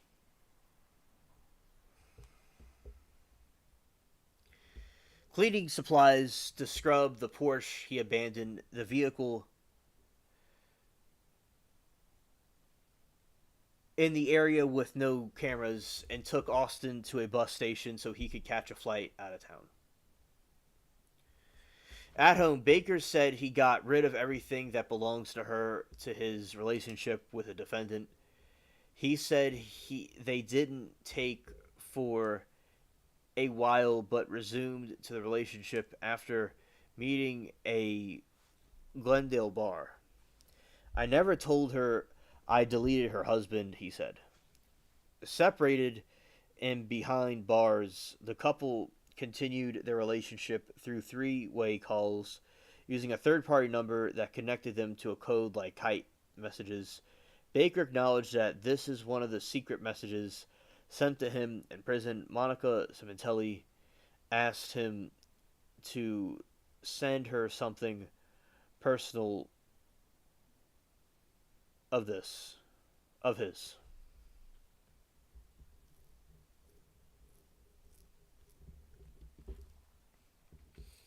Los Angeles County sheriff's deputies later seized a toothpaste tube that contained Baker's semen. I remember that. Chat was hysterical. And the prosecutors say he intended to have it delivered to the defendant, Monica. During his testimony, Baker describes the relationship as one in which he was in control. When they were in cells visible to each other, Baker said he told Monica Cementelli to partially disrobe and perform bleep acts, which he said she did. Baker said the defendant also shaved his initials into her pubes and called him Master and Masterio. He later told the court that he had also performed bleep acts for defendants while the defendant while in his cell, called jailing. So all what you're hearing here is something called jailing.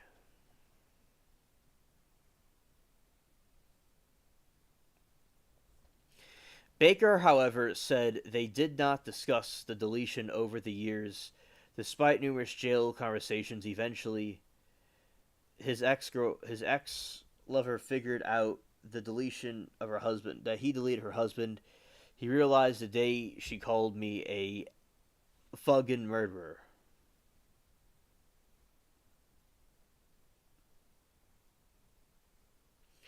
Well, Glenn Silver.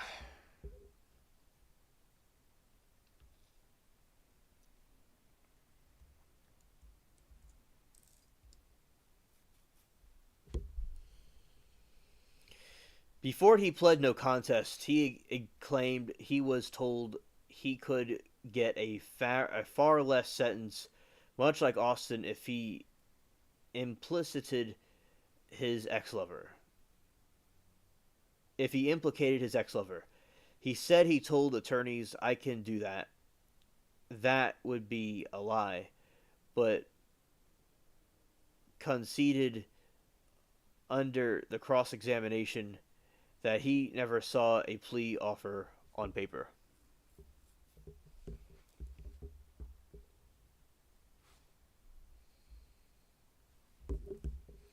During the opening statement, Blair Burke, co defense counsel, said there was no evidence of her client plotting to delete. There is no statement, no text, no recorded video call. She said, Burke said her client was duped into believing that Robert Baker did it. Scared.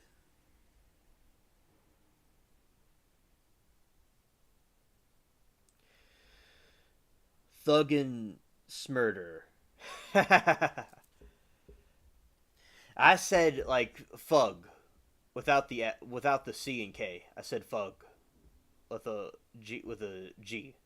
But that works too. Thug and Smurder. Yeah, I like that.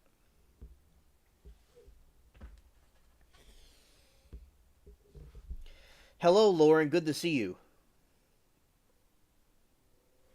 So, Lauren, earlier we talked about how the astronauts from space recently returned. It was beautiful blue water and blue skies, and there was dolphins. And they came down, and they were safe, but now they're going to be held in decomposition so they can recover from being in space, and they may face dizziness and bone and tissue weaknesses. So shout out to you, Lauren. I'm glad that you came here. You're able to come with us.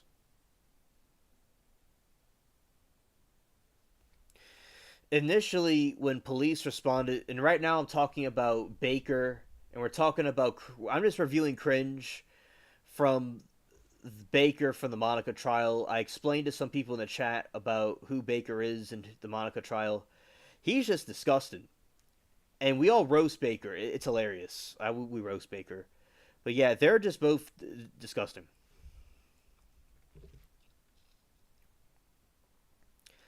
Initially, when police respond to the bloody scene, investigators considered the deletion to be the work of so-called knock-knock burglars who plagued that part of San Fernando Valley. Sementelli had 7 sharp force wounds in his face, jawline, neck, and chest and thigh, although the 2 minor wounds on his left arm.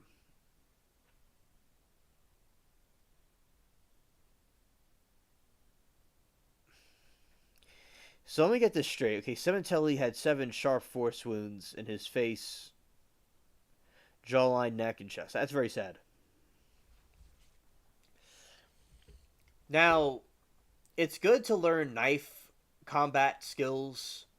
Like if somebody's coming at you with, this is all my opinion, by the way, but this is still based on knife fighting that I learned. You can look it up on YouTube. Somebody's coming at you with a knife. You could stop their wrist with your arm and twist their arm around and take the knife out of their hand. Like if somebody's coming, you do that and you twist them around and take the knife out. You have to stop their wrist and their arm and you fight, like, say you use, if you're left or right-handed, it depends. Like, you would use this as like a shield, and it would get all cut up. And this is where the knife would be if you were knife fighting. And you just kind of, and somebody goes at you like this, you just go like that and take it out their hand. So it's good to learn self-defense. I don't know everything about self-defense. I'm not an expert or anything. I might have learned this and that. Lauren said, thanks for the update. And yeah, the trial was hilarious today. I could only listen, unfortunately, and I was disappointed. The roasting Musta been great. Yeah. And I remember I was at YSL, y'all were at YSL too, but when I was at YSL trial, I remember with Woody and these defendants, we would have thousands of people roasting, and I joined in. And I was victorious in that, along with my fellow YSL watch gang. And I learned a lot of things from them and just a lot of experience. So I also from the chat that we're in general. So I completely go hard on Baker. I go hard because I remember that from YSL and the other trials. So that is something we got to do, that the public, and that's what's great about our trials, because in our country we have trials. Over in the other countries, they don't have that. That's why people from Europe. Sorry, Knight, I hit you again, but over there they don't have trials. But here we see it, and you could see the chat is what the people want. Constitution says we the people, so that's why it's good that we have these trials and we're showing what's going on. So yeah, we roast a witness or a defendant that's bad. It's a people power.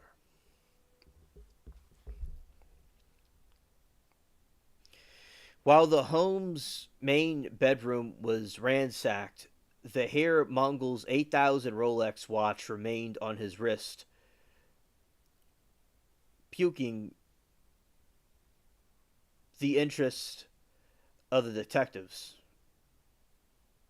No, it's Pike Queen. Okay.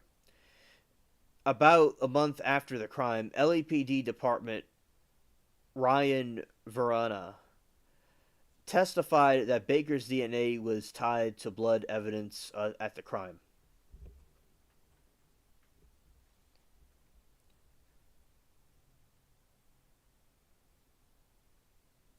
Yeah, okay. Baker's DNA was tied to blood evidence at the crime. Baker's DNA had previously been captured after he was convicted of committing a 6 bleepial crimes with a minor in 1993.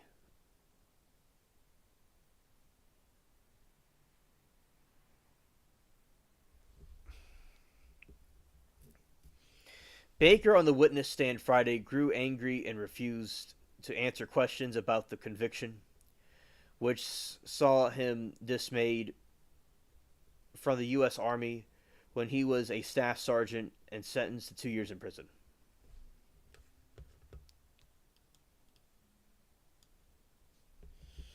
Allen said, I have no opinion on Cemetelli trial because even though our boy Alien Spaceship gave me the lowdown on it, I haven't heard any testimony, so no opinion from me. Allen, that is the best way to go. It's best not to have a herd mentality. Not that we have a herd mentality with the trial. We watched the witnesses, we watched the testimonies and the evidence, and we have concluded that we believe she's guilty, in our opinion. But it's good that if you were not familiar with the trial, to not make an opinion about it until you see it, or if you were to see it. Thank you.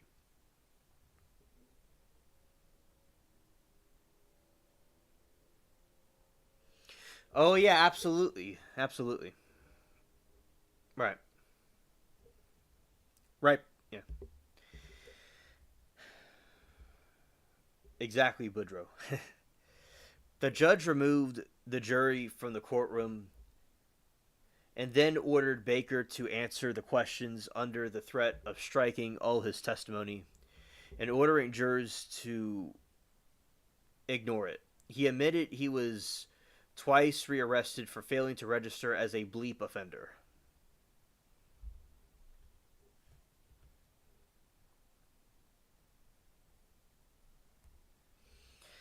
As the deletion investigation continued, detectives noticed the deleter had removed the home's video recording system, which wasn't easily found. And investigators tied the window and former Kron corn star together. A forensic technology expert testified that he recovered instructions to Baker on how to access the home security DVR.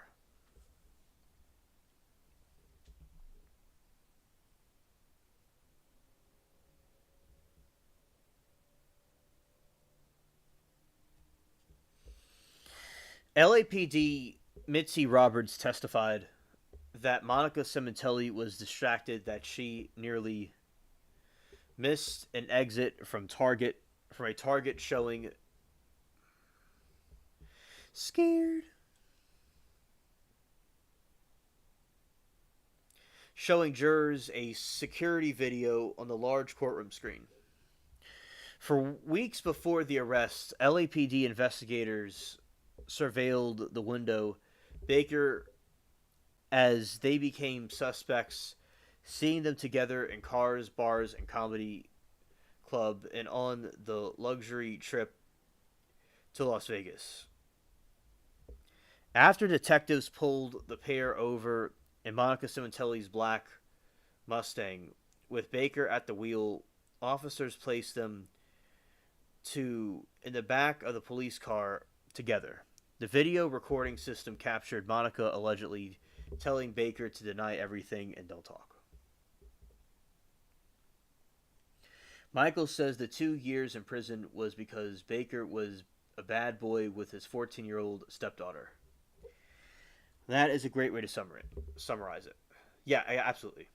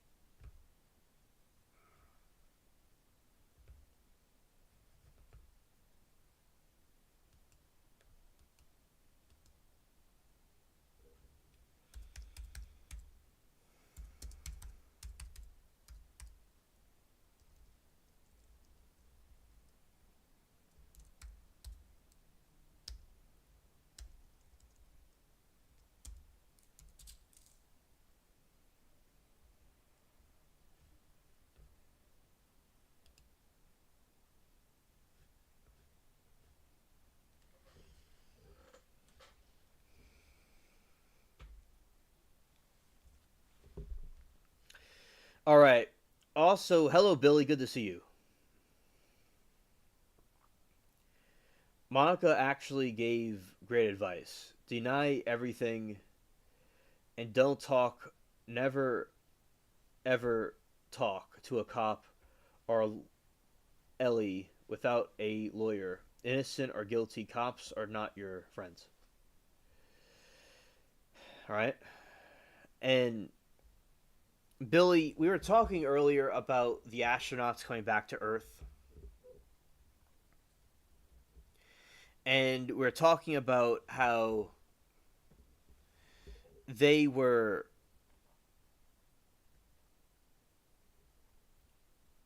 safe, sound. Also, there were these dolphins in the water too. So in the water, there is the dolphins and the people, the astronauts, are to come home safely.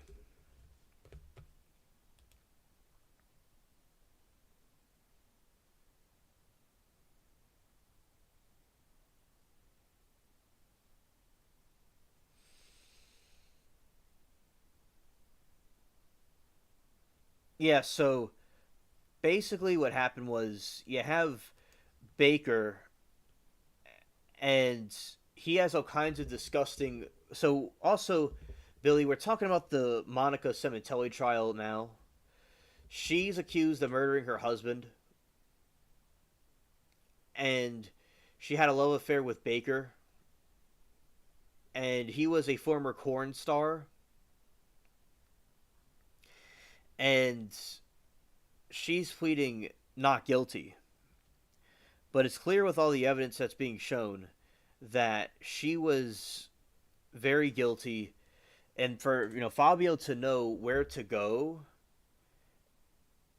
Baker to know where to go to get Fabio and all, just like he was like the right place at the right time. So that is what's going on here. Baker's already been convicted with murder of Fabio, which Fabio's a pretty cool dude, but they have different experts and different people testifying.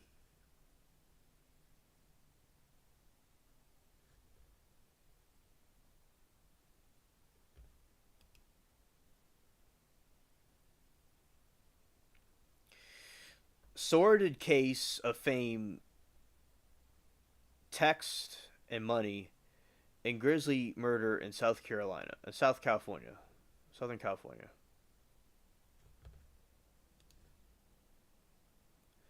Here's another summary about the trial. And also, Billy, he talks about jailing. He has all these perverted, spicy conversations, these naughty conversations with Monaco, and they're both locked up. And he says, that about that he was just jailing. So that's a new word for like flirting around and stuff. It seems to be jailing's a new word. Yeah, it was so funny. It was like he was just jailing. Some 8 years after the gruesome stabbing deletion of the celebrity hairstylist Fabio Cimentelli, 49, at his woodland home, one of the convicted deleter who was involved in the illicit affair with the victim's wife testified that he last week that he no, I got wrong.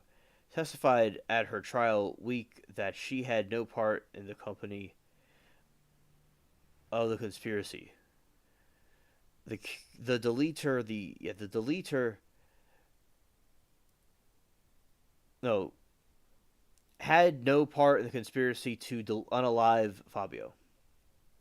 Her husband and collect some 16 or 1.6 million on life insurance in August. No, on life insurance, the Los Angeles Times reported. So $1.6 million in insurance. So the theory is that she wanted his insurance money. So by deleting him, she would be able to get it.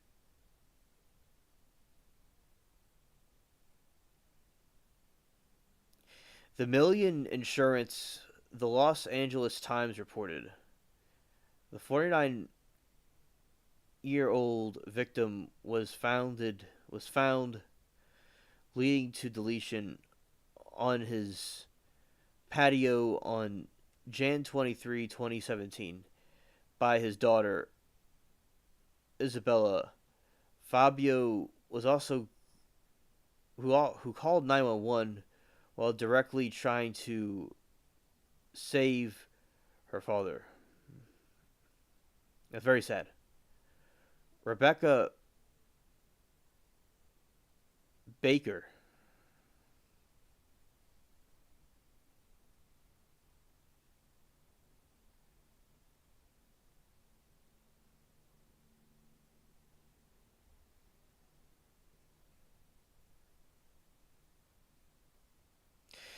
Robert Louis Baker, 62, former corn star and convicted bleep offender, pleaded guilty to the first degree murder, and the case that was sentenced to live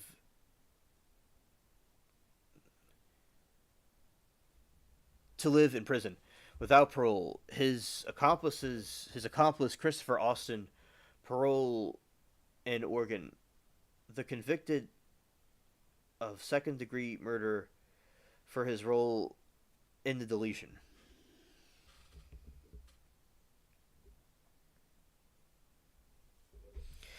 Scheduled for sentencing next month, he's facing up to 16 years in prison for the murder and the personal use of the knife.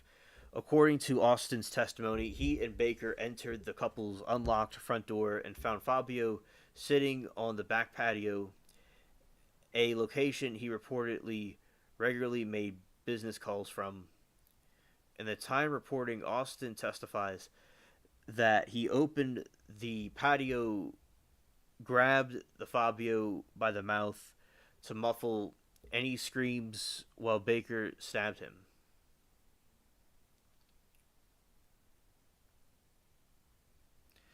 The victim later found to have 7 sharp force wounds in his face, jawline, chest, and neck, and thigh. Baker Austin then fled to the victim's Porsche and abandoned after 5 miles.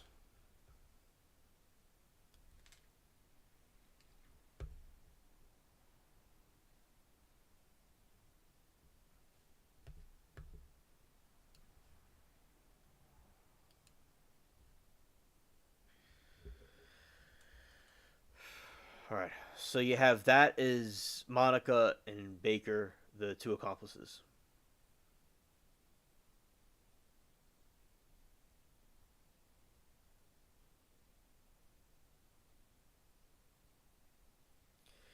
That is her. That is her. That's Fabio and Monica. Yeah, he looks like a cool dude.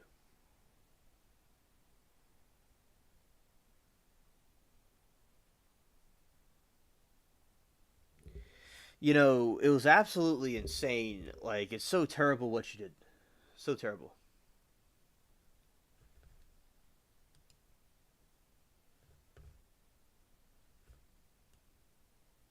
Or make it so people could see it better, because I saw it was kind of like an angle. All right, so that's Monica and Baker.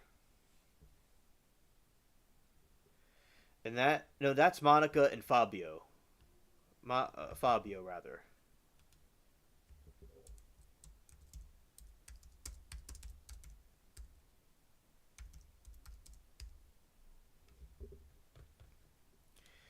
All right, that's Fabio and Monica.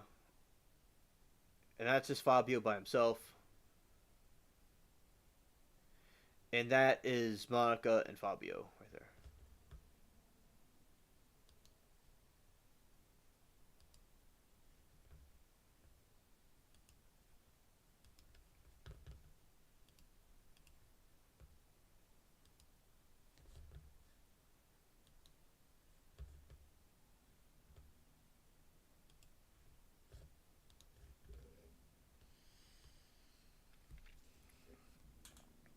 Prosecutors, however, allege that the now 52-year-old Monica Cementelli, Fabio's wife, who has pleaded not guilty to the charges of murder and conspiracy, the primary driver of the plot to have the husband deleted, the goal being to collect life insurance payouts and avoid a messy divorce, according to the Times.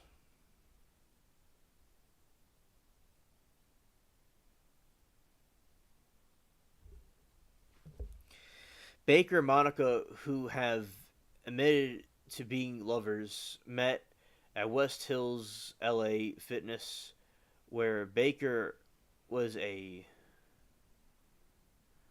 racquetball coach.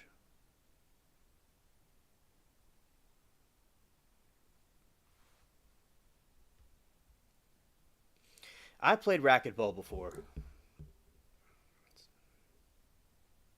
if I'm recalling it correctly. Despite Baker's recent testimony that he murdered the celebrity stylist because he wanted Monica for himself and that she had nothing to do with it, Austin, the prosecutor's star witness, testified that it was the stylist who left the front door of the house unlocked for the two men.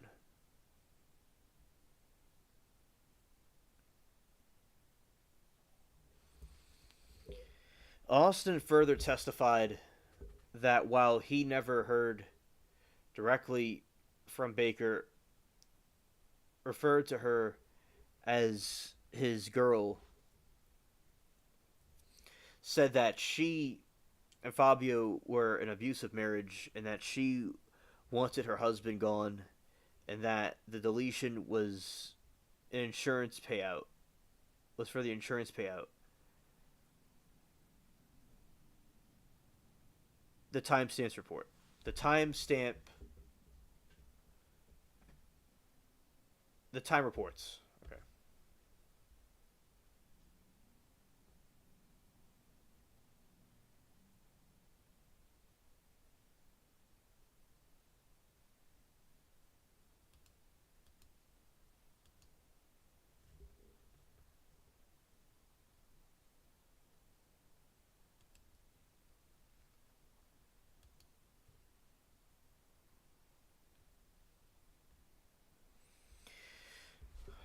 Also, there's another trial called the snowplow trial, and these people were getting into a dispute about snowplows, and one of them pulled out a gun and deleted the other person.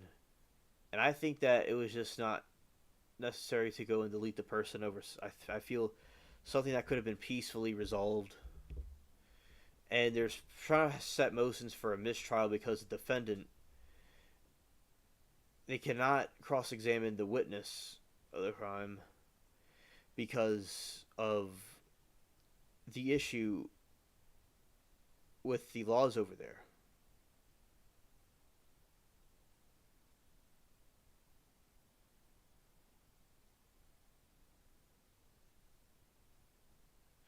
Right. And yeah, so basically, so that is a situation with the Monica trial.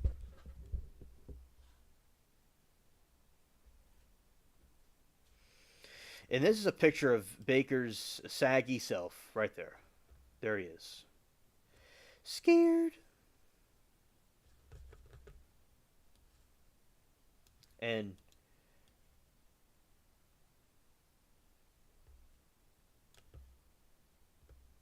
all right, so that's Baker. And we have to look at that face all day.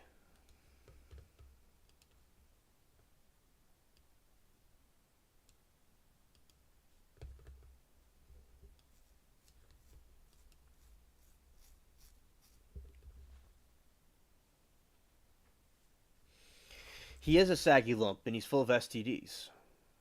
He's always hunchback. Like he's a hunchback of Timu Dame.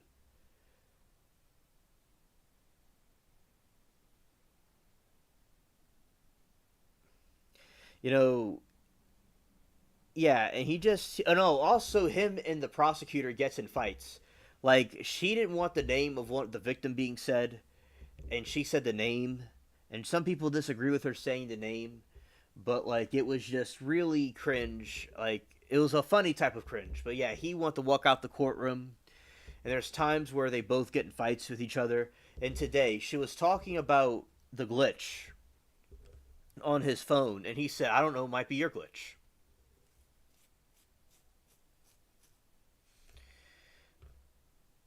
So that was something really interesting that occurred today. You will see it back and forth. It is a lot like YSL.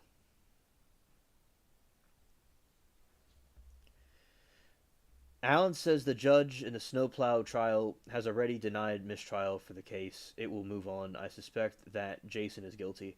Well, thank you, Allen, for the update. Yeah, because the snowplow trial, I have been keeping up with it. I've not been there like from start to finish, but I do keep up with it.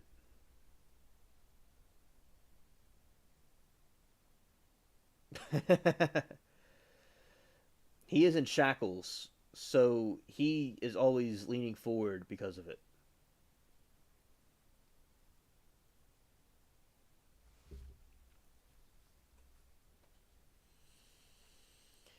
And yes, I think Alan that it's completely guilty because you're not supposed to go and delete people like that, or if you put out a pew pew over something goofy like that. I think that it's cringe.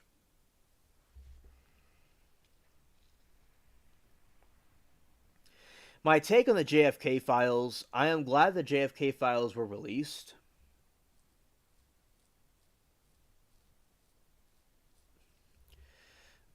I'm glad that they were released, and it's about time that they were.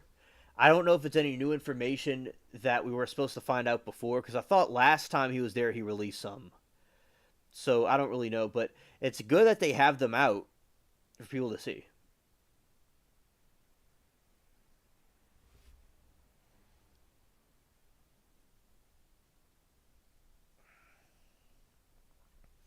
And Michael says that the prosecutor gets more on his nerves than Baker. Yeah, a lot of people don't like the prosecutor.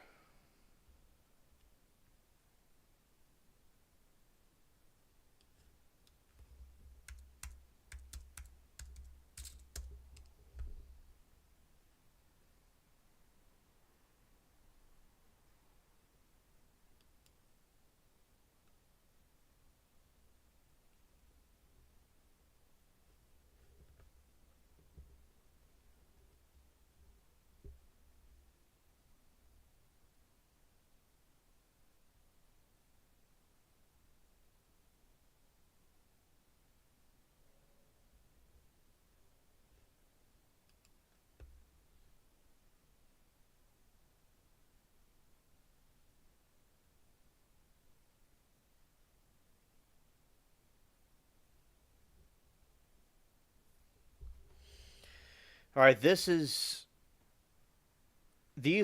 some of the documents for the JFK files, National Archives.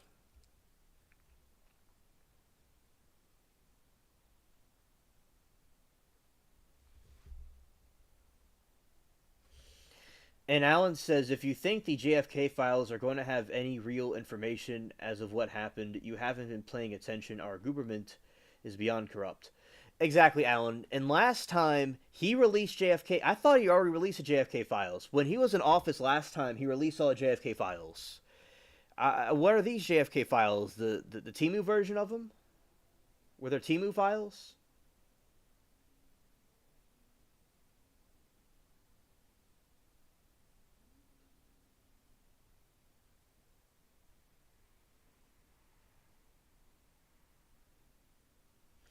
Oh, that's awesome, Steve. I'm glad to hear about that.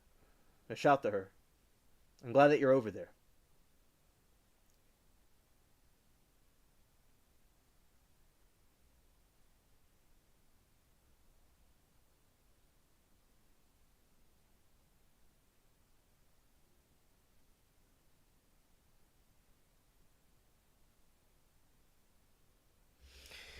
Yeah, like I don't think there's any like I remember reading the JFK files from when he released them before.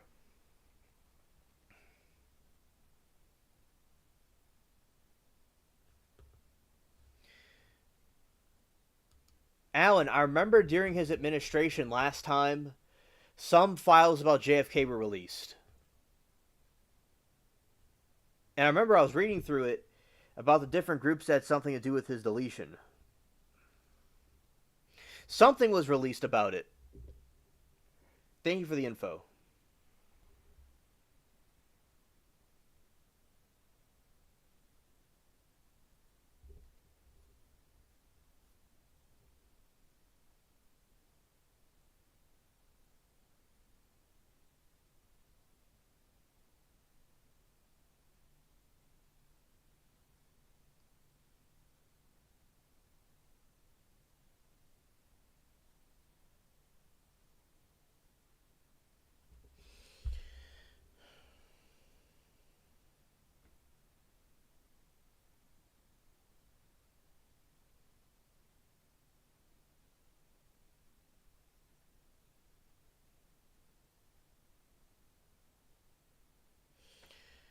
JFK files have been released. Steve says, I won't look at any of these dumb files until they release the Epstein files. Please show me where the JFK files were released. Previously, they were not.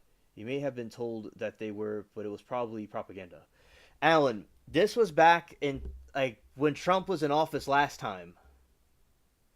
I don't have any of the files or stuff on me, and I didn't download any files from it, but his last term, he released something about the JFK files.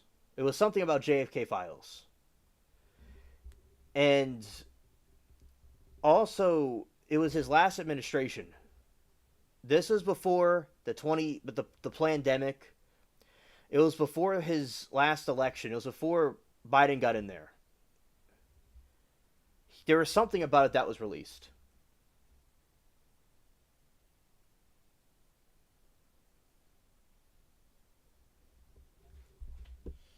It had something to do with.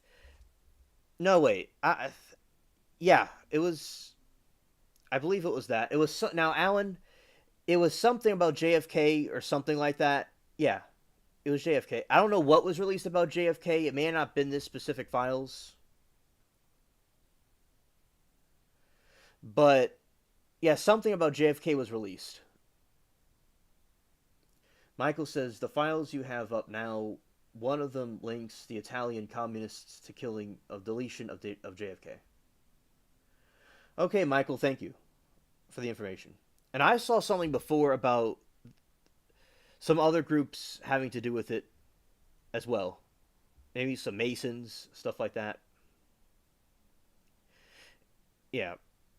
But as I said, I don't think they're really true, these files, in my opinion. I think that they're not going to really release what really happened. Scared. But as I said, maybe they're true, maybe they're not with the pages.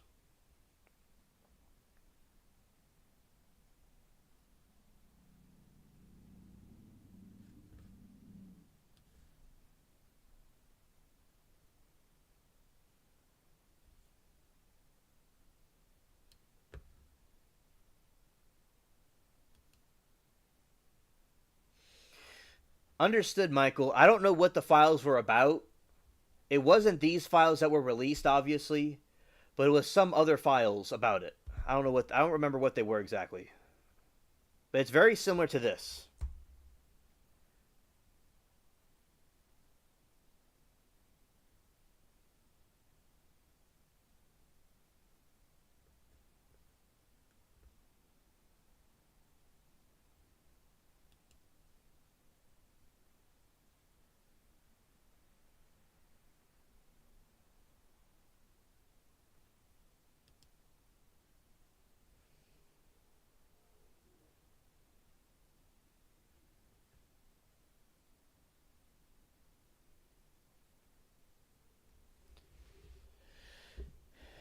In 2023, President Biden declared that he had made a final certification. Laws that requirement were not met. Still, close to 5,000 remained withheld in accordance with the intelligence agency concerns are laws relating to grand jury secrecy and tax privacy.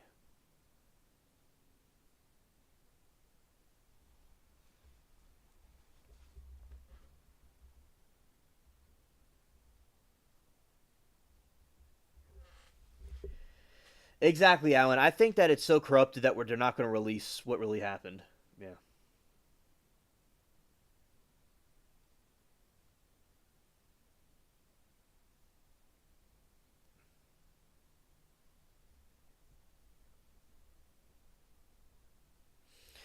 The government, I feel, is likes to lie and be very shady. Absolutely.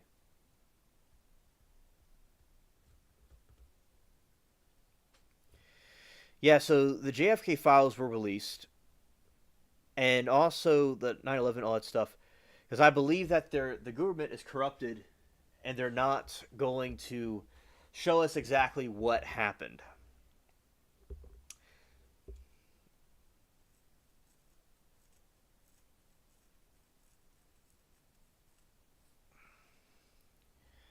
Understood, Alan, and I'm glad that you're on board. Yes.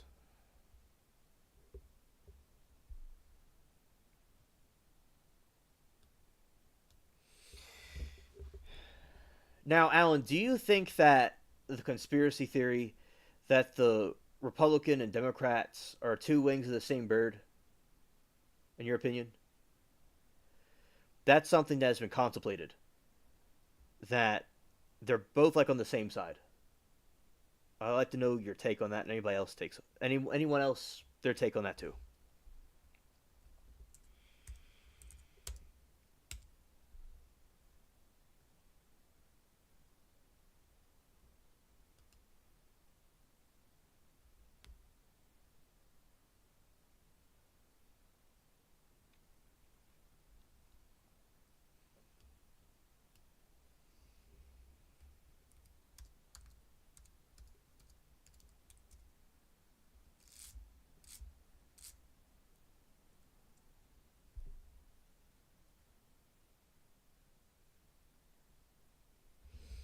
Yeah, these are examples of corruption.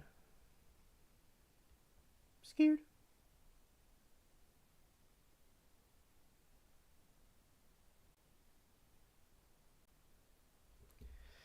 Hilarious, hilarious, Steve. Hilarious.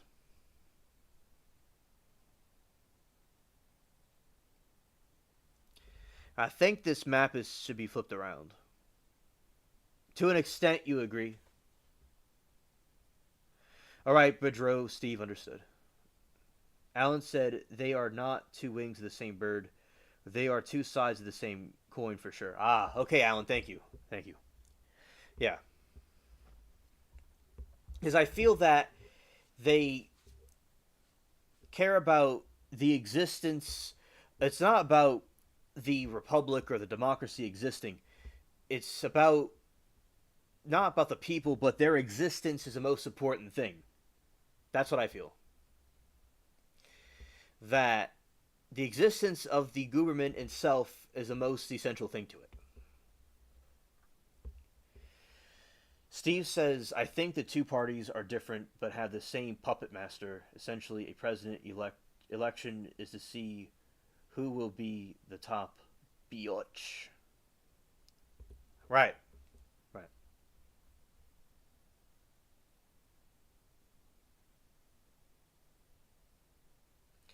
Yes, Bedro, understood. Understood. I know what you mean.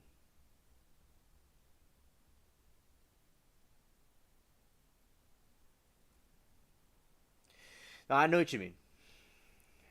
And I will be cautious about what I say. Yes. Yeah. And also,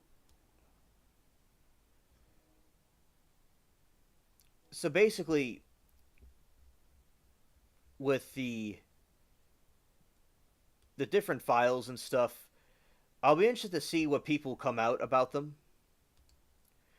But I am not even entirely certain what they have in them. It'll be interesting to see how people come out about them. Let's see.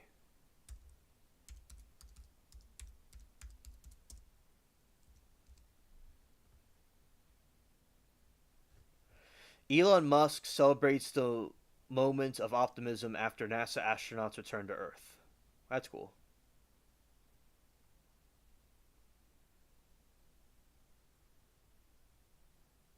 Yes, Steve, I believe that is true as well.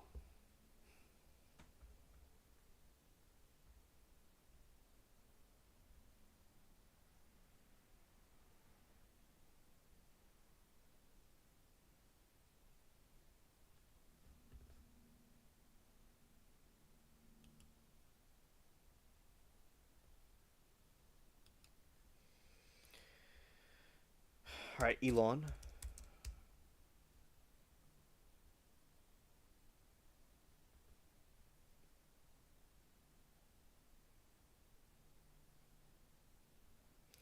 All right, so shout out to Elon that he is congratulating the people that were coming back, and he was celebrating that's really cool.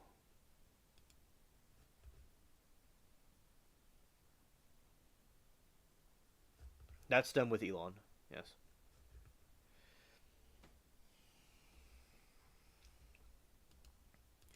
All right, let's see the dolphins. That's pretty cool to look at. Let's look at some dolphin facts before we end it.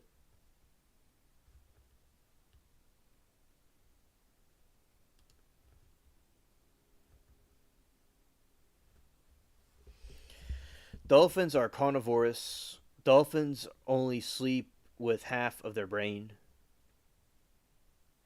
Dolphins live a long time. Some whales are actually dolphins. A dolphin can swim more than 200 miles per hour. Dolphins do not have hair. A group of dolphins are called a pod. The size of a dolphin varies.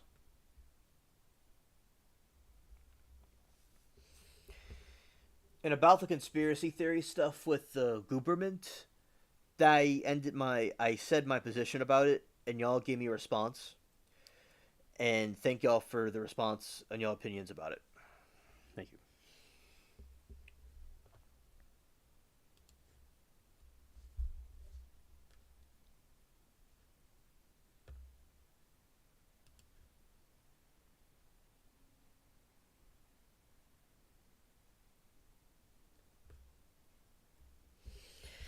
How many teeth do dolphins have?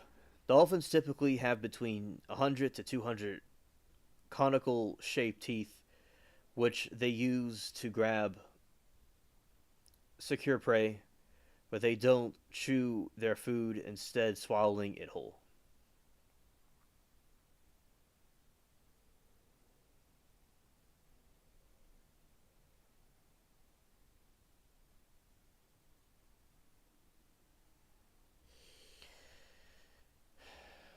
Now, Alan's theory about the Earth is a little bit different, all right? But so his theory is the astronaut's photo is right out of a Hollywood movie. We can't go into space.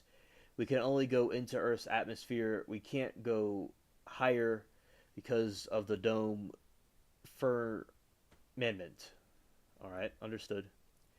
You should keep a dolphin as a pet, and people keeping otter as a pet because of social media videos shouldn't be doing that either.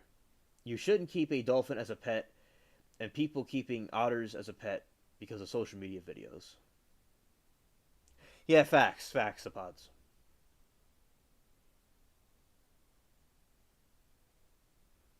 Well, this is news to me. I'm interested in learning more about this conspiracy theory.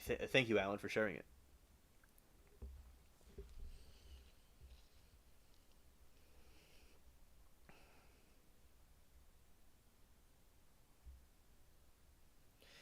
Here's a more detailed look into a dolphin's teeth. Dolphins' teeth are conical and designed for grasping, not chewing. The number of teeth. The number of teeth varies between species, with some having as many as 240 teeth, while others have fewer teeth. Teeth through life. Dolphins have one set of teeth for their entire lives. Unlike humans, they do not lose their baby teeth. Long-beaked common dolphins can have up to 240 teeth. Rizzio's dolphin have between 4 and 14 teeth in their lower jaw. Bottlenose dolphins have between 72 and 104 teeth. Amazon River dolphins between 100 and 140 teeth, unique to their. They include molar shaped and the baker, as well as the conical ones in the front.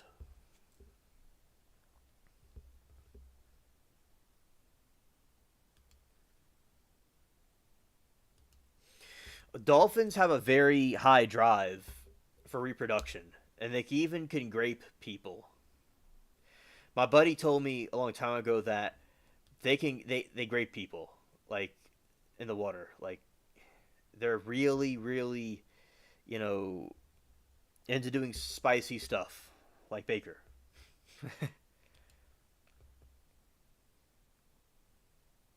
The dolphin's just chilling.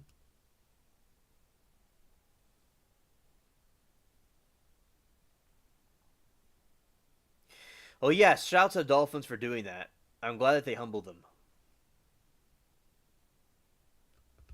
That's really cool.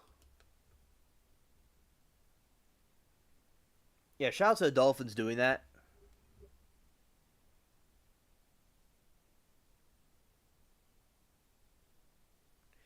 Yeah, and that's unfortunate. I love Japan, but that's unfortunate that they do that.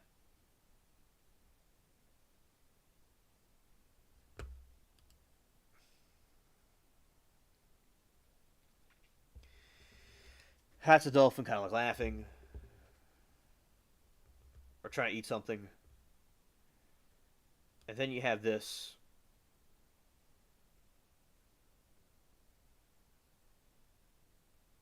Yes, yes, you learn something new every day. I made some cool AI dolphin drawings. They're really cool. All right, yeah. Dolphin fact. Let's see.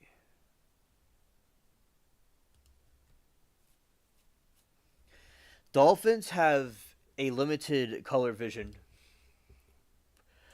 primarily perceiving shades of gray and blue-green spectrum due to the having only one type of cone cell, unlike humans who have three.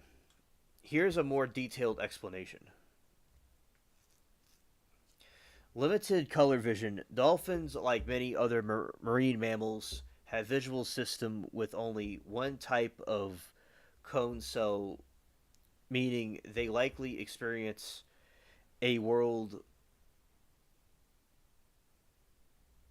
of shades of gray and limited color precipitation perception, mainly blue and green range. They think they can get away with it because they're cute and friendly, but they're smart. They know what they're doing. Yeah. Sharks be thinking they are the lions of the sea. Nope, it's the dolphins.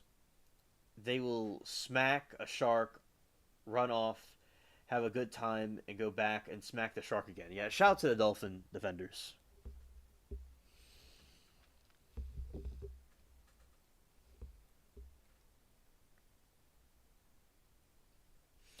Or a little bit more, then we'll be done. Con cells. Humans have three types of con cells: red, green, blue. Allow them to see wide range of colors. Dolphins, however, only possess one type of cone cell, which is selective to long wavelength light, similar to the red sensitive L cone in humans. Echolocation as a primary sense. Dolphins rely heavily on echolocation, echolocation, using sound waves to see their environment. Very interesting, especially in murky or dark waters, which is more effective way to navigate and hunt than the color vision. Visual actuality. Dolphins also have the poor visual actuality, clearly a vision compared to humans both in air and underwater. Lack of socones. Scientists theorize that all modern cetaceans, including all toothed whales, lack of S cone cells and therefore aren't able to discern color blue wavelength. So, sharks are grumps. They need to stop because they need to take a dump. They need to start grunting because the dolphin's going to smack them and they'll be grunting forever. Like pulling a lever. All right. Also, Alan, as time in the future, as you come to future streams, I would like to talk about more conspiracy theories with you in chat. Very good job this time with the conspiracy theories we talked about this time. Very good information with the little conversation we have. And also, I'll say that I'll be ending the stream now. And I'm glad that y'all enjoyed this special about dolphins and stuff like that. I'm glad that y'all enjoyed this, and we had a very good crowd, and we got a lot of stuff done. And also,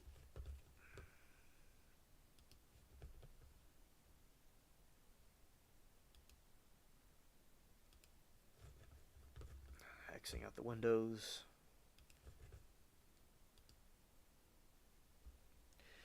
Steve says they are bullies. They swim around looking, although you smack them in the nose and they approach, they turn into puppy dogs.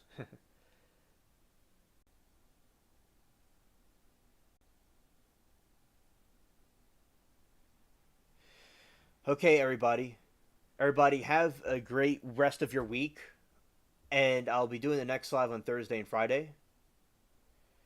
Maybe I'll do some late night ones before then, but the early ones will be next. Will be Friday will be the next earlier stream, and Thursday and maybe tomorrow will be late night streams.